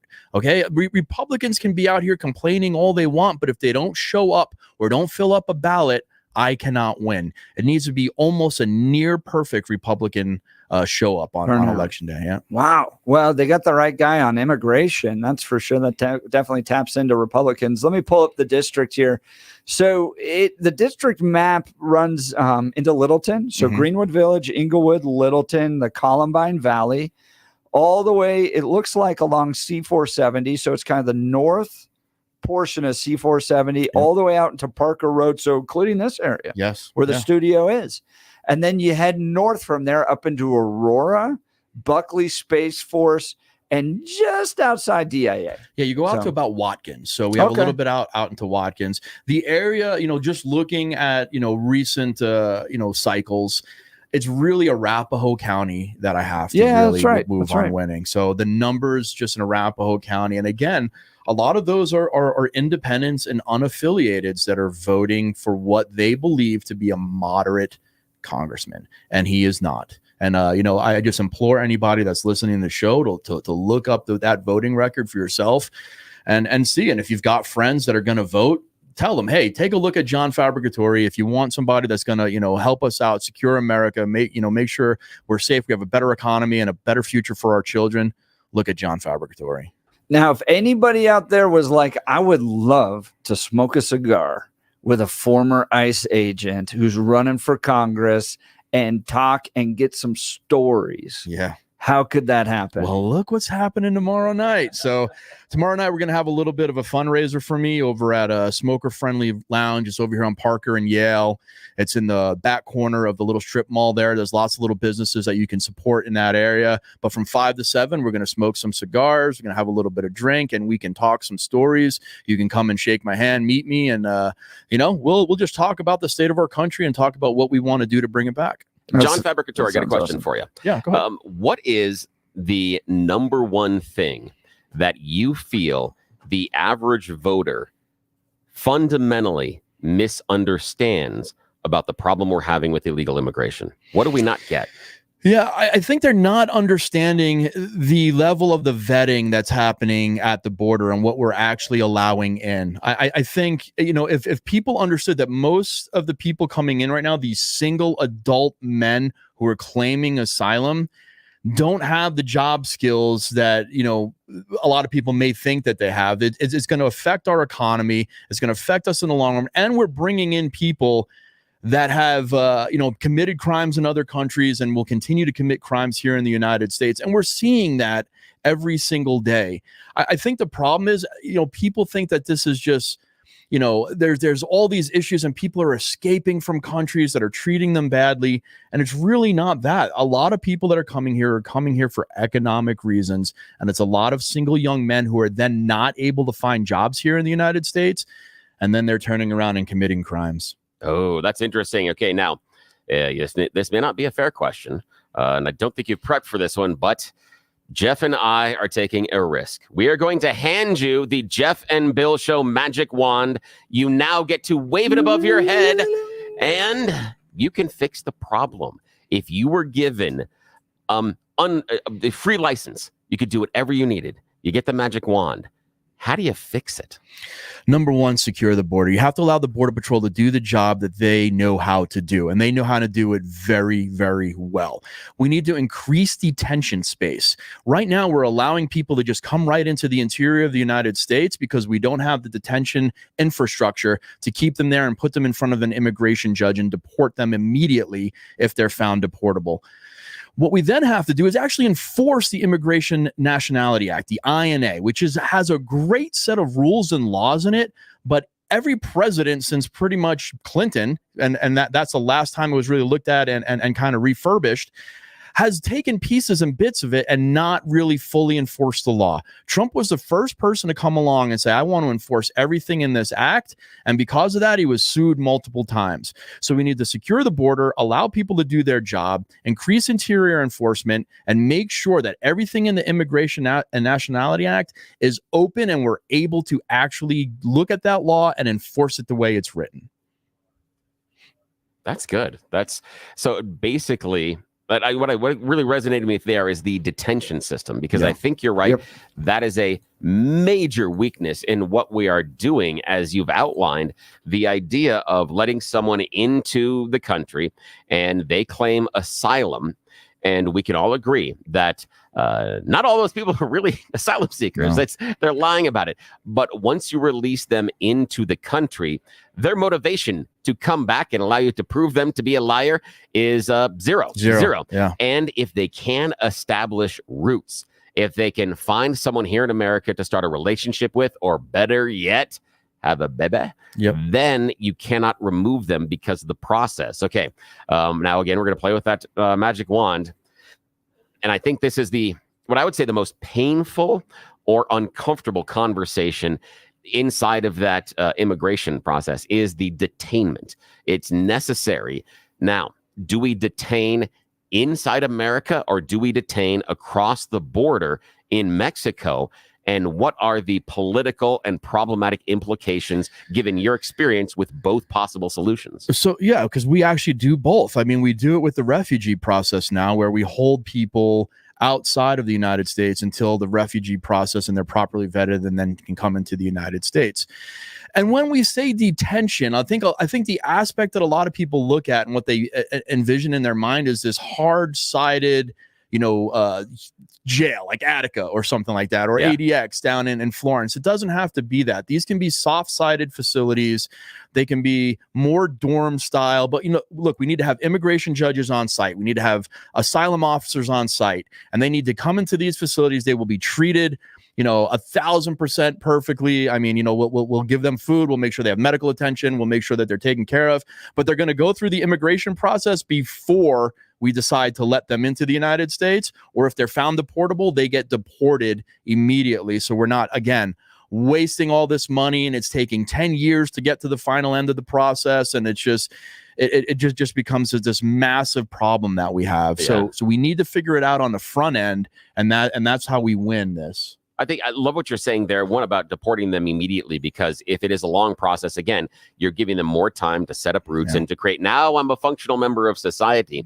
And I really appreciate the idea, while uncomfortable as it is, of the idea of those detention camps outside of the country, because if we set them up, and this is the problem I have, one, getting the land, but two, once they're here, if the detention facility is inside, soft-sided or not, here in the country, it is a motivator for escape. Because if I know that I've lied to you, being the immigration officials, that I'm not really an asylum seeker, or I've lied about who I am, what I have to do is get out of that camp before you bring me in front of the judge. If that camp sits across the border in Mexico, my motivation to get out of there is lessened, because I still have to get across the border. That makes a hell of a lot of sense. And stop that. Did you understand you're getting into politics? It's making sense. It's not what you're supposed to do. Just stop this right now. Let's go to the phone lines. Jay in Denver, you're on the Jeff and Bill show with John Fabricatori. Good morning, Jay. Hey, good morning. Fabulous show. John, I have a couple questions for you. I want to say one thing to people. I will be voting for you. I have property in your district.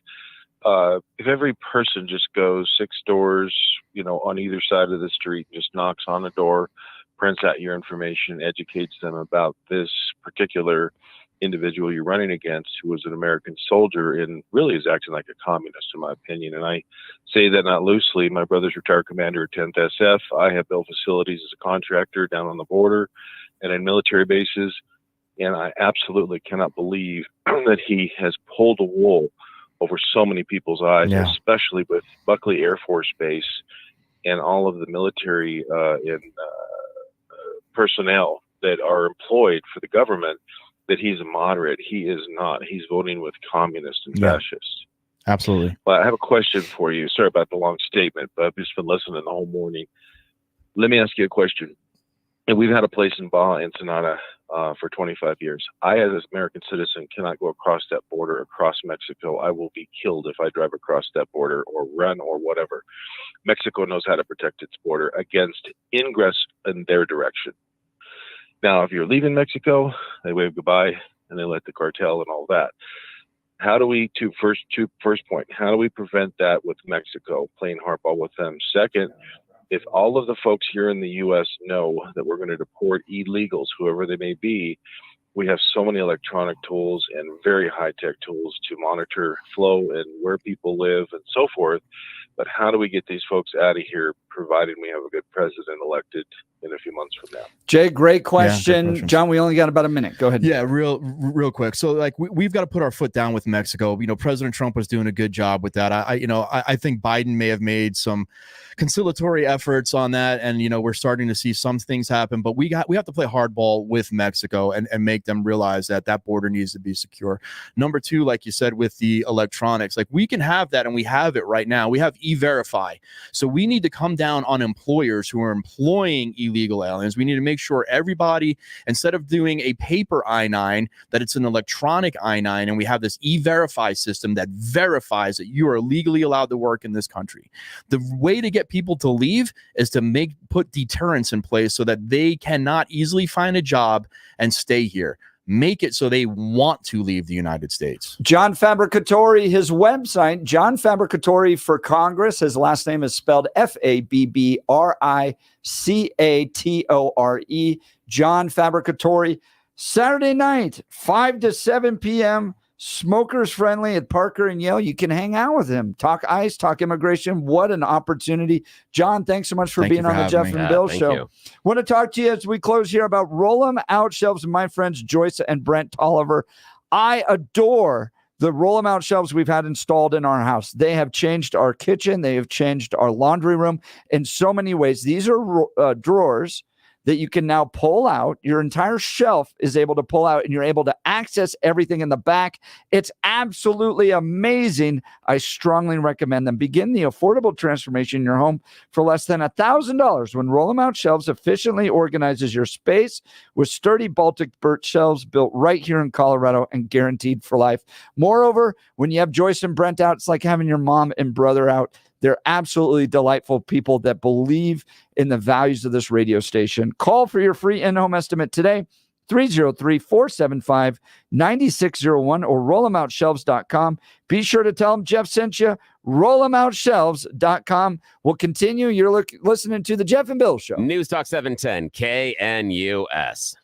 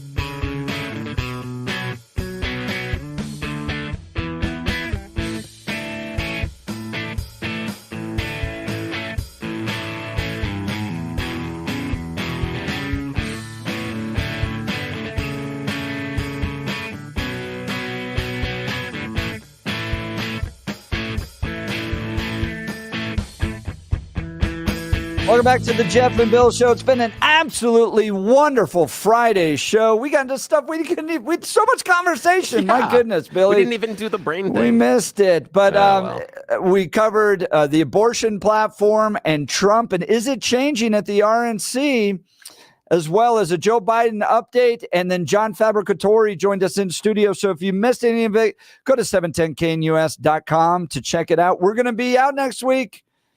Peter Boyles is in. You're going to be listening to the Jeff and Bill Show. News Talk 710 KNUS.